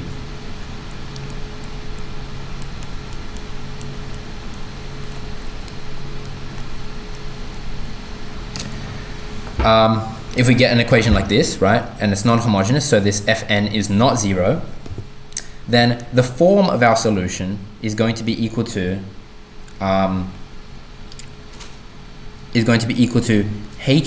what we call Hn plus Pn, right? In this case, Hn is a solution not to our original recurrence, but to the homogeneous version of that recurrence, right? So imagine if instead of that we had gotten a 0 there, right? We know how to solve homogeneous recurrence relations, right?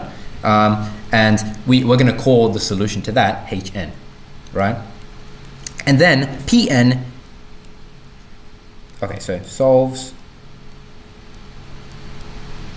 homogeneous. And Pn here is just any solution to our actual recurrence, right? Any, right? And if we add those together, right, or our general solution for the homogeneous case and our principal solution, right? This is what it's called. Oh wait, sorry, particular solution.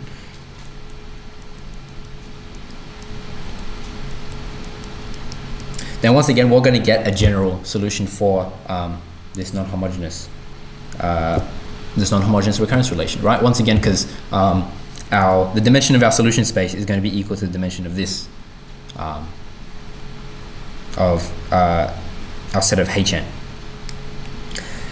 So the tricky part about this is actually finding our particular solution, right? And what our process is eventually going to boil down to is just guessing, right? But educated guessing. So in particular, our particular solution can be guessed by mirroring the form of our function on the right hand side, right? So if on the right hand side we have a constant, then our guess for Pn should be a constant. If it's a polynomial, then our guess should be a polynomial of the same degree, right? But with unknown coefficients, so we're going to have to solve for those coefficients. If it's an exponential on the right hand side, then our guess should be a constant times an exponential of the same base. And if it's a product of these three functions, then our guess should be a product of our corresponding guesses, right? In some case, a guess does not work if there are shared terms between Hn and Pn, right? So say for instance, you get a particular guess for Pn, right, for a particular solution, but it ends up matching with the solutions that you got for Hn. Well then when you plug in Pn, it's gonna just give you 0 on the right hand side, right? So it's not actually gonna give you Fn, and that's why it wouldn't work. So in the case that happens, that Pn matches with Hn, then we just multiply Pn by n to form a new guess, right? And we keep repeating this process until we get a guess that actually works. So let's apply this to an example, right? Obtain the general solution to the recurrence relation an minus 6an minus 1 plus 9 an minus 2 is 5n times 3 to the n. Okay, let's give this a go. So we know that our solution an is going to be of the form Hn plus Pn, right? Okay, that was the sloppiest rectangle ever. Okay, so let's solve for Hn first, right?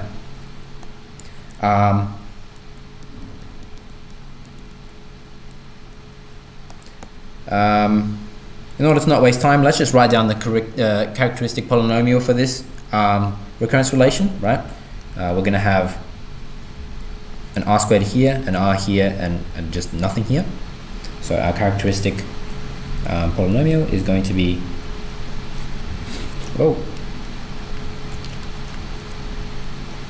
r squared minus 6r plus 9 equaling to 0, because we're solving the homogeneous case, right?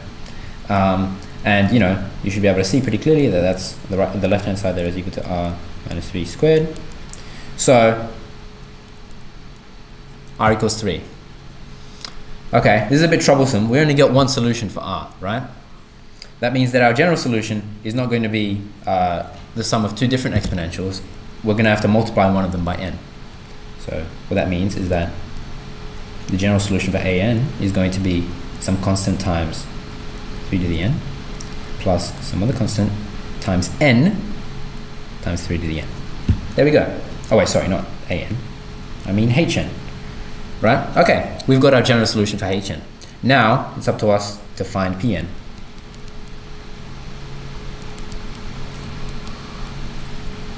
So let's keep track of the guesses that we use for pn, right? What's our initial guess? Well, it's going to be the product of our corresponding guesses for a linear term and an exponential term, right? So, we know that fn is equal to 5n times 3n, which is a linear times an exponential. So our first guess should be a linear times an exponential, but with unknown coefficients, right? So I'm going to write that as c plus dn times an exponential of the same base, right? 3 to the n. Okay, now let's check if this guess is actually going to be valid, right? That's going to expand to c 3n plus dn 3n. That exactly matches the form of our homogeneous solution, so clearly that's not going to work. All right, let's multiply it by n then. That's what we do when it doesn't work, so let's do that. Cn 3n plus dn squared 3 to the power of n. That's our second guess. Does that work? No, because this term matches with this term of the homogeneous solution. We can't have any terms matching, right? So our final guess is going to be cn squared times 3 to the power of n plus dn cubed 3 to the power of n. So none of the terms here match with anything here, so we can actually move forward with this guess, right? We're going to substitute that in our recurrence.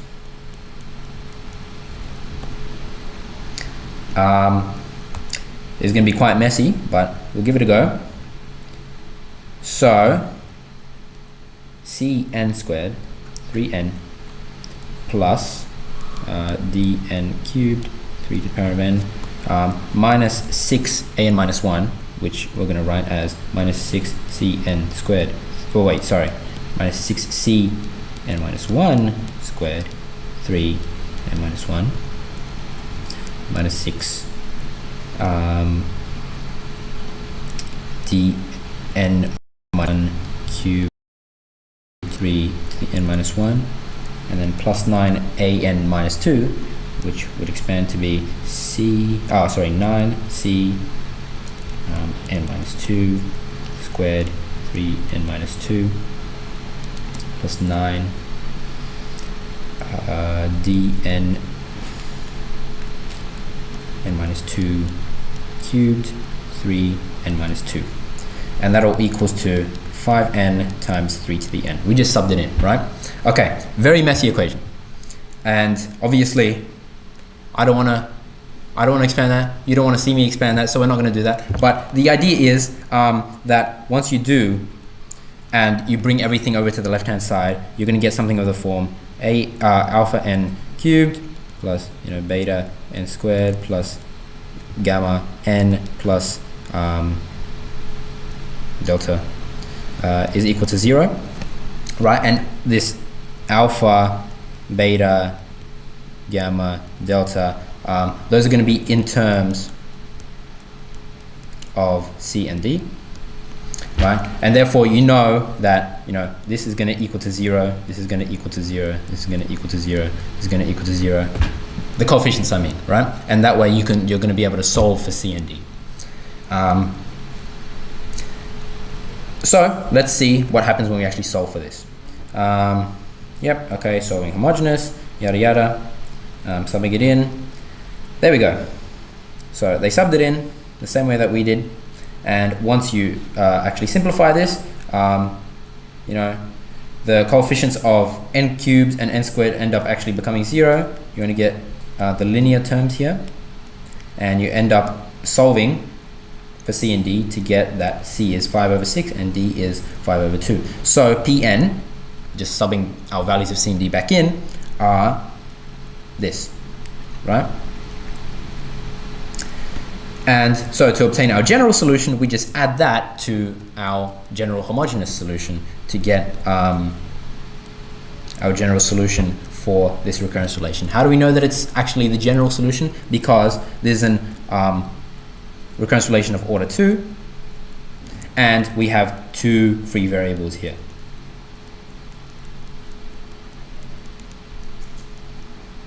Right? Makes sense? So I remember when I was doing 1081, recurrence relations were really scary for me, but once you have it down to a process, just like a step-by-step process like we did here, then they actually turn out pretty easy. Just, you know, don't get mucked up with the algebra. Okay, on to the next part, graphs. We are going to go over time, so those that are here in person, feel free to like get up and leave if you have something to do. I don't mind. So let's go on to graphs. First, we need to describe what an adjacency matrix is, right? That's basically just a numerical way of representing what a graph is. So it's just, you know, a matrix of numbers. Let's read what it says. A matrix representation A of a graph G is such that the term Aij is the number of edges that go from the ith vertex to the jth vertex of G, given some ordering. So usually when it's not specified, I is the number of rows that you go down, and J is the number of columns that you go to the right. I remember this as like you're tracing out an L shape, you know, and the length here is I, and the length here is J. But hopefully they specify it too. You'll notice for this adjacency matrix, what is it? It's symmetric, right? Number here is equal to number here, number here is equal to number here. What does it represent graphically on our graph? It represents that it's not a directional graph, right? So in this case, what do we have? We have 2 edges from 1, 2, 3, or wait, in this case it would be C, from C to A, right? We have 2 edges. If we were a directional graph, those then that won't necessarily mean that there are 2 edges from A to C. But in this case, it is a directional graph because the edges from C to A are exactly mirrored as edges from A to C. Okay. So now a question pertaining to that adjacency matrix. The question is, does the graph contain any loops? If so, which vertices have loops incident on them?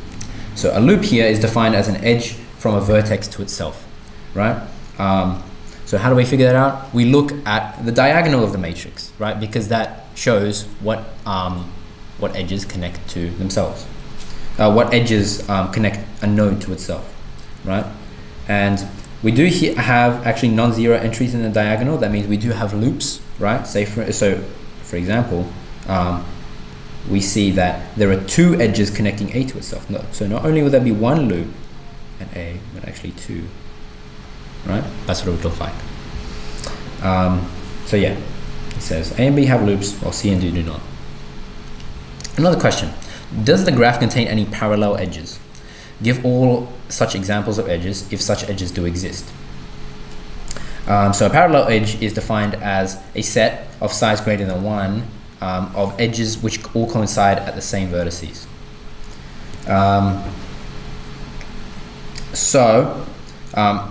What it basically means graphically is just when 2 vertices have more than 1 edge running between them, right? So in this case, right, I've got, you know, some vertex X, some vertex Y, and there's 3 edges running between them, so they're parallel. Okay, so in this case, we're just looking at the entries in the matrix that have a number greater than 1, yeah? And we have lots of such entries, so we have lots of parallel parallel edges in this graph, right? In particular, we have AA, AC, CA obviously, BB, BC, CB, CD, DC. Yeah, and that's just, we get that just from reading off the graph, reading off the adjacency matrix, sorry. Okay, this is a bit of a more interesting one. Find the number of walks of length 3 from vertex B to vertex C. Well, we've got the type solution there, giving away the answer. But I think the interesting part here is the idea that M cubed, the adjacency matrix cubed, is the number of 3 length walks from one vertex to another, right? So here we've got an expression for M cubed, right? And it has, say for instance, a 32 here. That means there are 32 walks of length 3 from A to C, right? And some intuition for why this works, right? If we count the number of walks of length 2 from a node I to J, right, but passing through K, right, that's just going to equal the number of edges from I to K, because you have to get to K first, not edges, from I to K, times the number of edges from K to J, right? Makes enough sense, right? But what if we want to do it not just passing through K, but passing through any node? Well, we have to sum across all the possible Ks, right? To N, right? Where N is our number of vertices, right? And, if we express this in terms of the coefficients of our matrix, that'll be AIK times AKJ, right? And you'll notice that's the expression for the entry of a matrix once it's been squared, once it's been multiplied with itself. So that's kind of the intuition for why you multiply the adjacency matrix by itself to get the walks of length 2, 3, 4, 5, so on, right? In this case, they've already done the multiplication for us, and we see that the number of walks from C to B is 38, and likewise the number of walks from B to C is 38. Cool. Okay, so we're going to introduce a specific type of graph, right? We're going to denote it with G as a function of W and H, right? And it's going to be basically a grid graph, right? That's why it's called G. And there's a formal definition, which is cool, but it's better to just see what it looks like. So G of 5 and 3 is a grid graph with a width of 5 and a height of 3, right? And crucially here, each node is only connected to its adjacent nodes here, right? So say for instance the center node, this node that's kind of in the middle, is connected to 4 other nodes, so it has degree 4. This one is only connected to 2 other nodes, so it has degree 2, and the ones on the edges are connected to 3, so they have degree 3. Okay, let's do some questions. So find all values of W and H for which this graph G of W and H has an Euler path or an Euler circuit. So just to recall, an Euler path is a path, so not closed, right? It doesn't end where it started, which covers each edge exactly once. An Euler circuit is a circuit, so a closed path, that covers each edge exactly once, right? Euler paths and circuits are very nice because there are very concrete requirements for what makes up a, for what allows a graph to have a Euler path or circuit, right? In particular, an Euler path exists when there are exactly 2 vertices with odd degrees, right? Those would be the starting and ending vertices, because the path has to leave the start vertex once, right? And it has to enter the end vertex once, right? And any other time it passes through, it's going to enter and exit, which doesn't change the parity, right? Hopefully that makes sense. Anyway, so we are looking for all graphs G, W, H, which have exactly 2 or no odd degree vertices. So let's have a look at what this actually looks like. So we've colored here the nodes in G53 that have an odd number of, that have an odd degree, and these ones have an even degree, right? So in order for the Euler path to exist, we need 2 of these red nodes, 2 edge nodes. And in order for a circuit to exist, we need to have no red nodes, no edge nodes, right? So have a think about it for like a second, and you realize that this is one of the possible grid graphs that has an Euler path, right?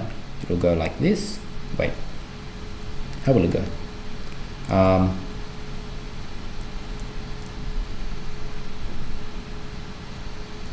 Euler path. Anyway, has odd degree here and here, right? Likewise, if you just flip it or like rotate it, transpose it, we have 2 nodes with odd degree, right? And this is the only one that has all nodes of even degree. Yeah, obviously there's Euler circuit here. Okay. So, another question about the grid graphs. For which values of W and H is GWH bipartite? So just to recall, a bipartite graph is bipartite if its vertices can be split into 2 sets, each with the property that no element of either set is connected to another element of its own set. So, you know, to kind of explain that, that's when you have some graph, right? And, you know, say there are some connections, you know, this, you're right, messy graph, but the point is that you can rearrange it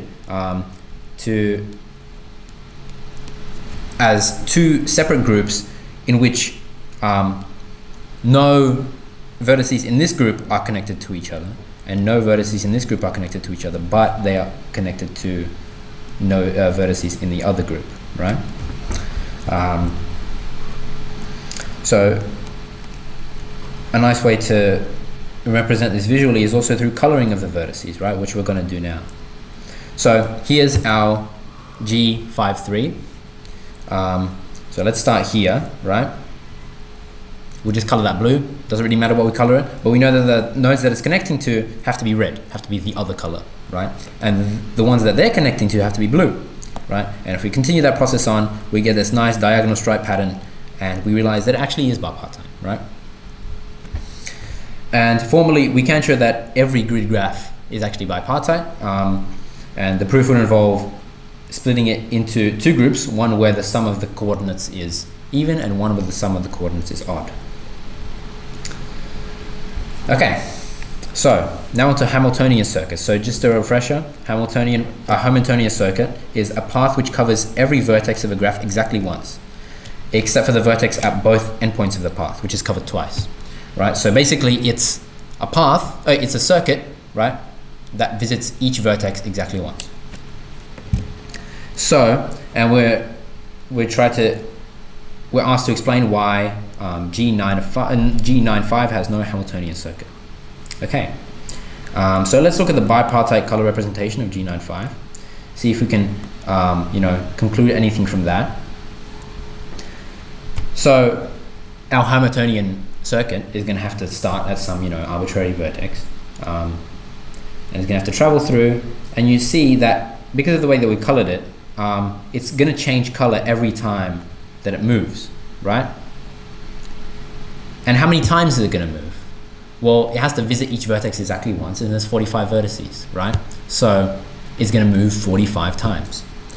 But if you switch the color 45 times, it's an odd number of switches, so you're going to end up on a different color than you started on. So it can't, even though we require that the Hamiltonian circuit ends on the same node that it started on, it's not actually going to be able to do that because it can only end up it can only end up on a different color node after, you know, it moves 45 times. So, you know, that's kind of a proof contradiction based idea that shows that no Hamiltonian circuit exists. In general, you don't actually have to color a vertex, color all the vertices of a graph to show that no Hamiltonian circuit exists.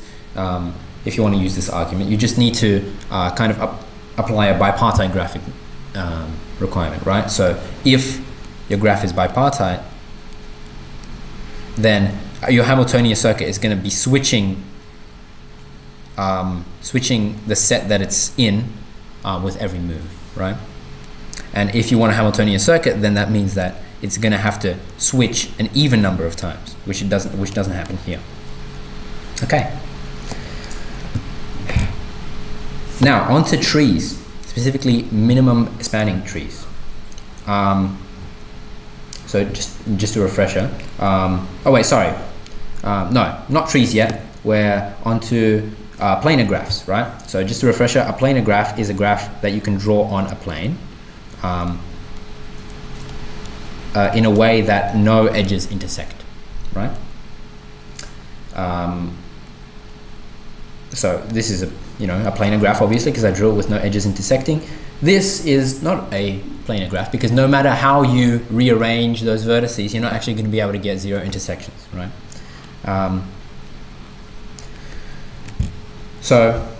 The question that we actually asked is, what is the minimum number of edges that can be added to G42 to ensure that it is non-planar?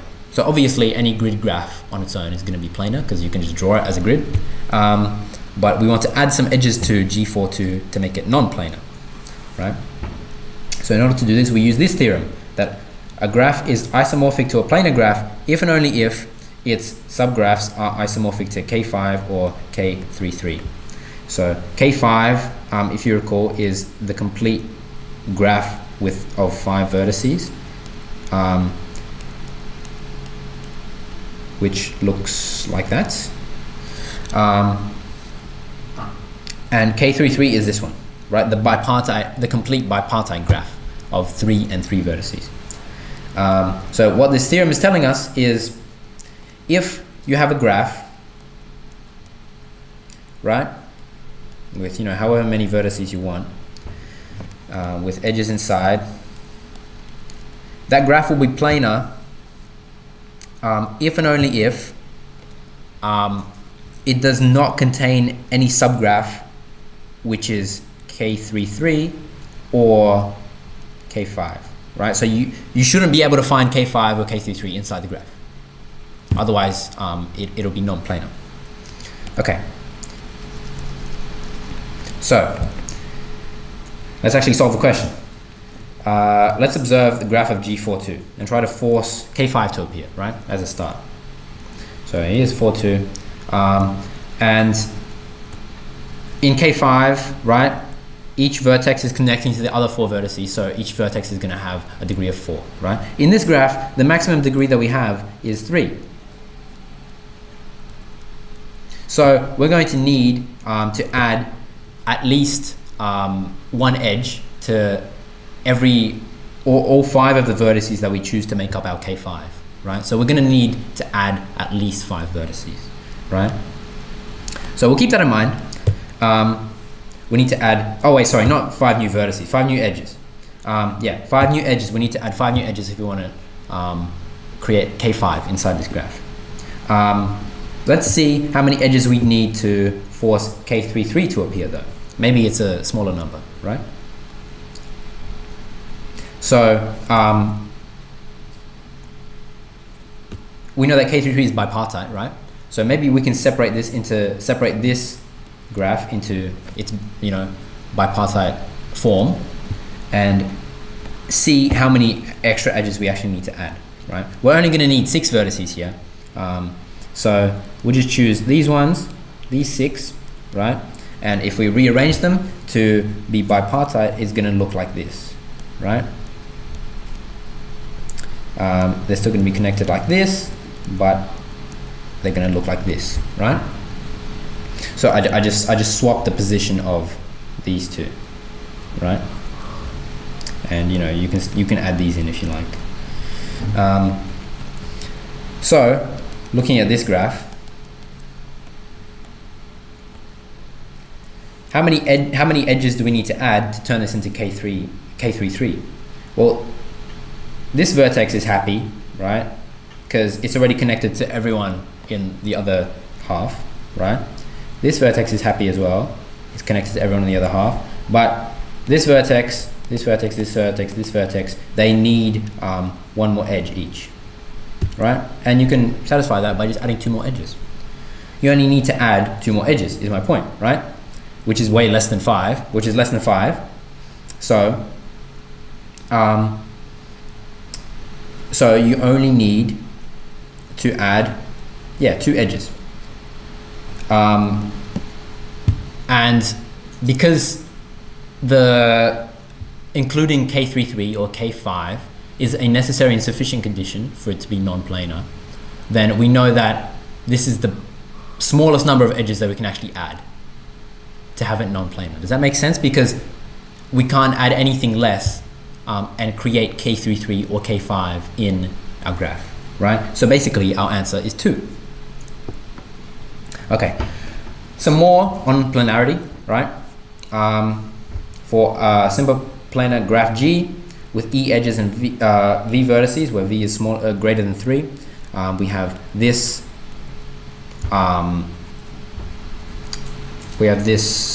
identity, and we also have that if G contains no circuits of length 3, then E is smaller than or equal to 2V minus 4, right? So the way that this is derived is using Euler's vertices, faces, edges formula, right? So the one that relates E, F, and V. This is a bit embarrassing. I'm actually forgetting where the plus and minus here is, but the point is that it equals 2, right? So some linear combination of these are always going to be equal to 2, and if you know that each face, right, is surrounded by at least 3 edges, right, then you know that if you multiply faces by 3, then you're going to be triple counting all the edges, right? And you know, you can basically establish an inequality like that, right? And you do the same thing for to get this identity, this inequality, but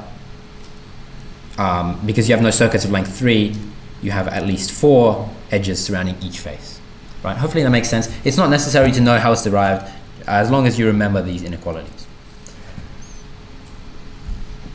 Okay, now we're going to talk about graph isomorphism. So, when we say graphs are isomorphic to each other, what we basically mean is that you can kind of, you know, just rearrange the position on the page of the nodes of one graph to look like the other graph, right?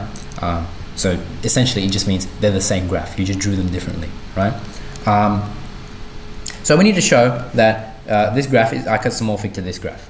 Okay. So how do we do that? Well, we need to look at, we need to find a unique looking vertex, right? So that we can identify in this graph as well, right?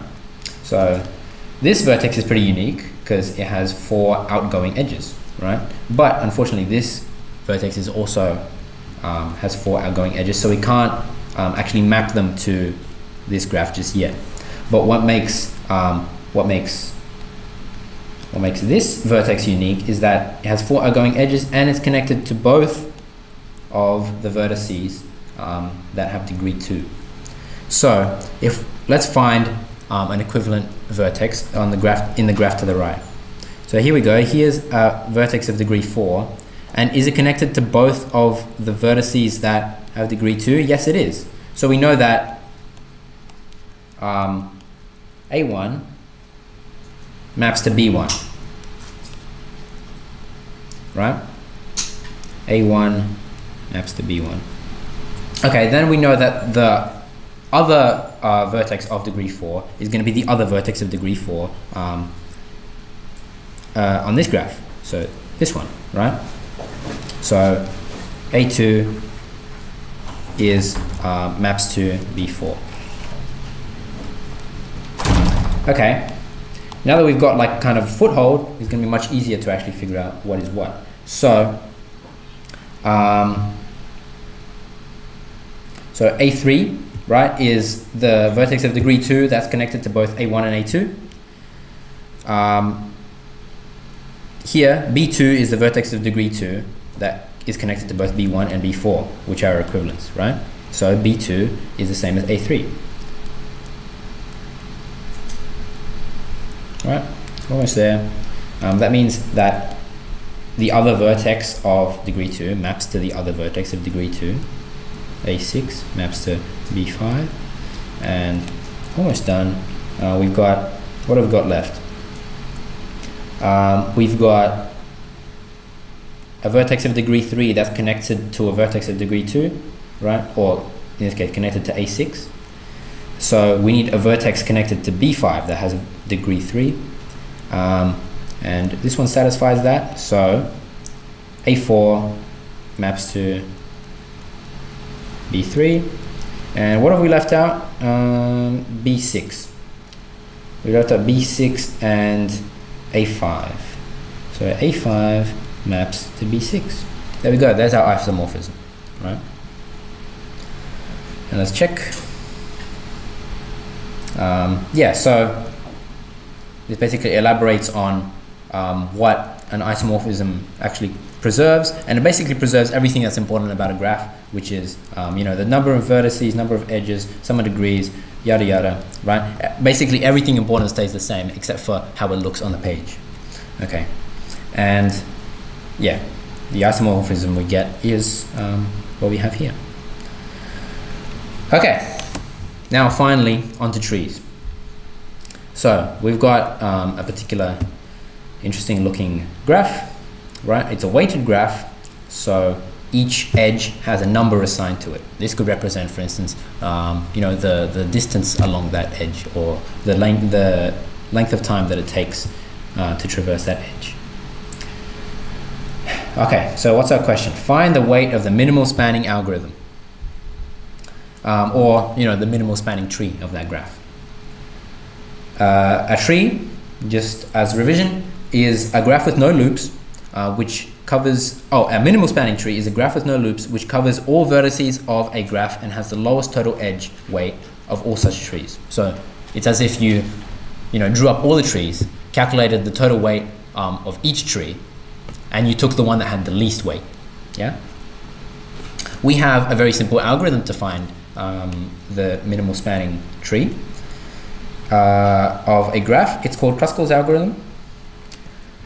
So what it says is to order all edges in G by weight, extract the lowest weight edge from all remaining edges, include that edge unless it would form a circuit, right? Because we don't want circuits in a tree, and you know, repeat until we have reached every vertex. So, so before we actually hop into this, there's a reason why Kruskal's algorithm actually produces the minimal spanning tree, right? So if you have your graph, right, and you know, your original graph, and it has a whole bunch of different connections.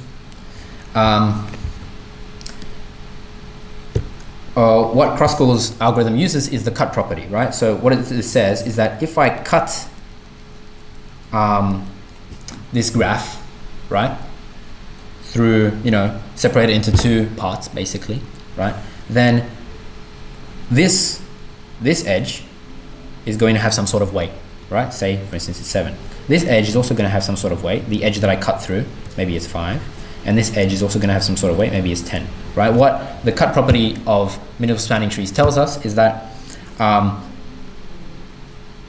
the smallest weighted edge, the lightest edge among those that we cut through, must be included in the minimal spanning tree, and the other ones must not. And you know, if you think about this, this kind of makes sense, right? Assuming that we do have a minimal spanning tree, this component is going to be connected right, to itself.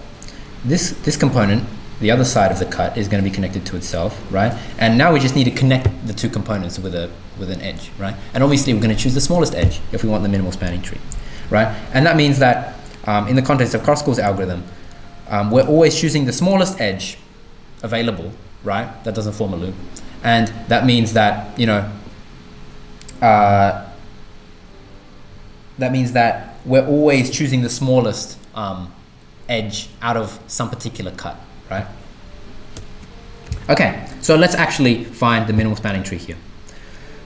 Order all edges in G by weight. We're not going to do that. We have them all in front of us here. Extract the lowest weight edge from all remaining edges. Well, we don't have any of weight smaller than 1, so we'll just take a random one that has a weight smaller than 1, right? In the context of minimal spanning trees, it doesn't matter which one we take if the weights are the same. All this means is that there are multiple minimal spanning trees, right? Not just one. Okay, so we took this one. Then we repeat until we have all the edges in our tree, right? So here we can take the other edge of length 1, so we're going to take that. Now we're on to the edges of length 2, so let's start adding those. There's one here. I think that's all of them. There's no edges of weight 3, so we'll go into 4. Edge of weight 4. No more of those. Edges of weight 5. Here's one. Any more? Don't think so. Edges of weight 6 now. Here's one. Here's one. Any more? Don't think so. And edges of weight 7 now. Let's add. We can't add this one because it would form a circuit, right? We can't add this one either because it would form a circuit. So we can either add, you know, this one or this one or this one, whichever we choose. So let's add this one, and then we're still adding 7s, so we can either add this one or this one. Let's add this one, right? And finally, we have a tree that covers all vertices, so we're done, right? Adding any other edge would actually introduce a circuit into our tree, so we don't want to do that. And this is the minimal spanning tree, right? Pretty simple algorithm. Now, onto the what I'd say is the trickiest algorithm of the graph theory part is Dijkstra's algorithm. It's even tricky to say, which should be a warning. So what it actually gives us is a tree that has all the shortest paths from a fixed vertex, A, to every other vertex, right? That's what Dijkstra's algorithm does. So this is how it works. You let T be a set of vertices that initially just includes your starting vertex. Then you just keep on performing this greedy step, right? Which is choosing the edge that's out of the edges that are between a vertex, between the vertices in your set and the vertices out of your set. Choose the one that gives the shortest possible path to the vertex that it goes to, right? And you add that vertex to your tree, and you repeat until the tree contains all vertices. So let's actually see this in action. So let T, I'll zoom in.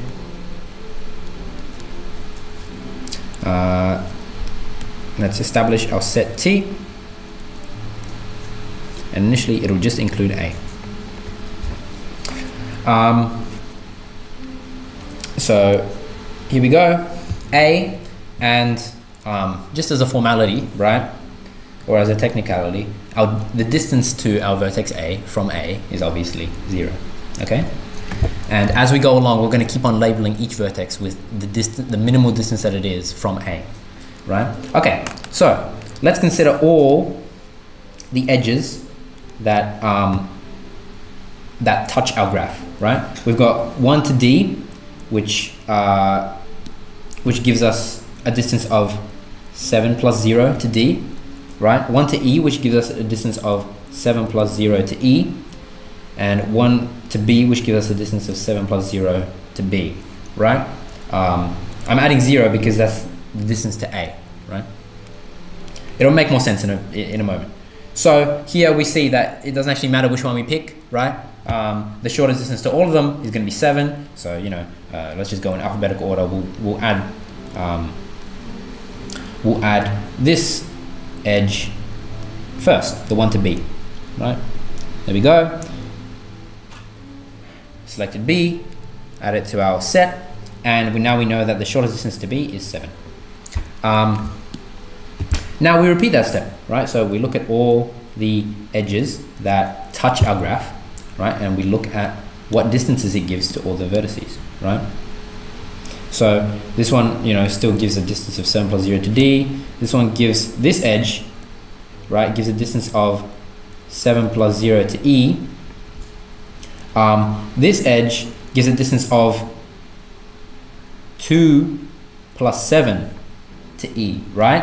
So do you see how I'm adding the length of the edge that we're considering, with the minimal distance to the vertex that it's coming from, right?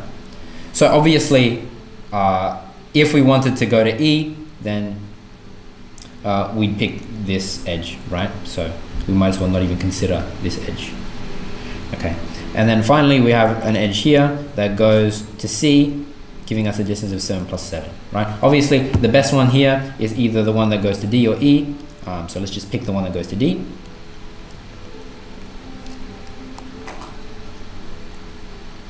Giving us a distance of 7 to D. So as we go along with this, the way that you can visualize what's actually happening here, which vertices are being reached first and so on, is kind of like as if water is flowing through the graph, right? That's the way I imagine it anyways. As if this is like this graph is a pipe network, right? And you're pouring water into the node A, right? And it's kind of traveling uniformly through all these pipes, and the vertices that you end up adding, or the order in which you add the vertices to your tree, is kind of the order that the flowing water reaches those vertices as it goes through the graph. I don't know if that makes sense, but it helps me understand. Anyway, so let's speed things up now. These are our edges, and the best one here would be the one that gives a distance of 7 to E. So let's add that one in, and then keep going. Obviously, we're not going to consider this one because it gives a circuit, right? What's the best one here? Okay, this one gives a distance of 15. This other one gives a distance of 14. This one gives a distance of 16, 15, 13. Oh, sorry, I didn't even consider this one for some reason. This one gives 14, this one gives 15. So the best one here is the one that goes to F with a distance of 13. So let's get rid of one of these and add in our F. And then keep thinking about edges. What's the best one here? Now we have a distance of 14 to I along through F, right? Now that we have F there, we also have a distance of 14 this way and 17 this way to C. The best one here would obviously be something that gives a distance of 14. So let's just take the one that goes to G, and we don't need this edge anymore. And keep going.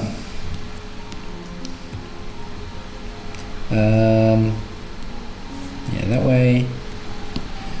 So this gives a distance of 15 to J, 23 to K, and a secondary distance of, what is it, 14, oh yeah, another 23. So obviously we're going to take the edge that gives us a distance of 14 to I. So let's do that.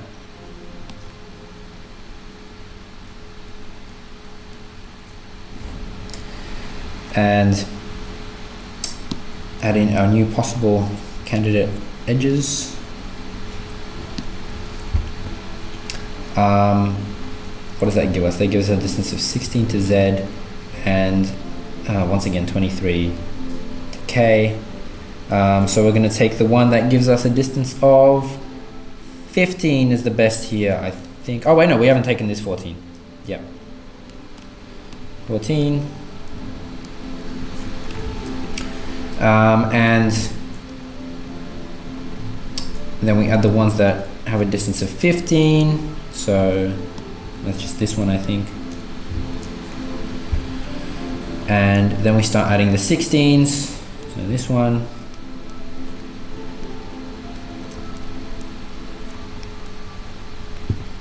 I think that's 16.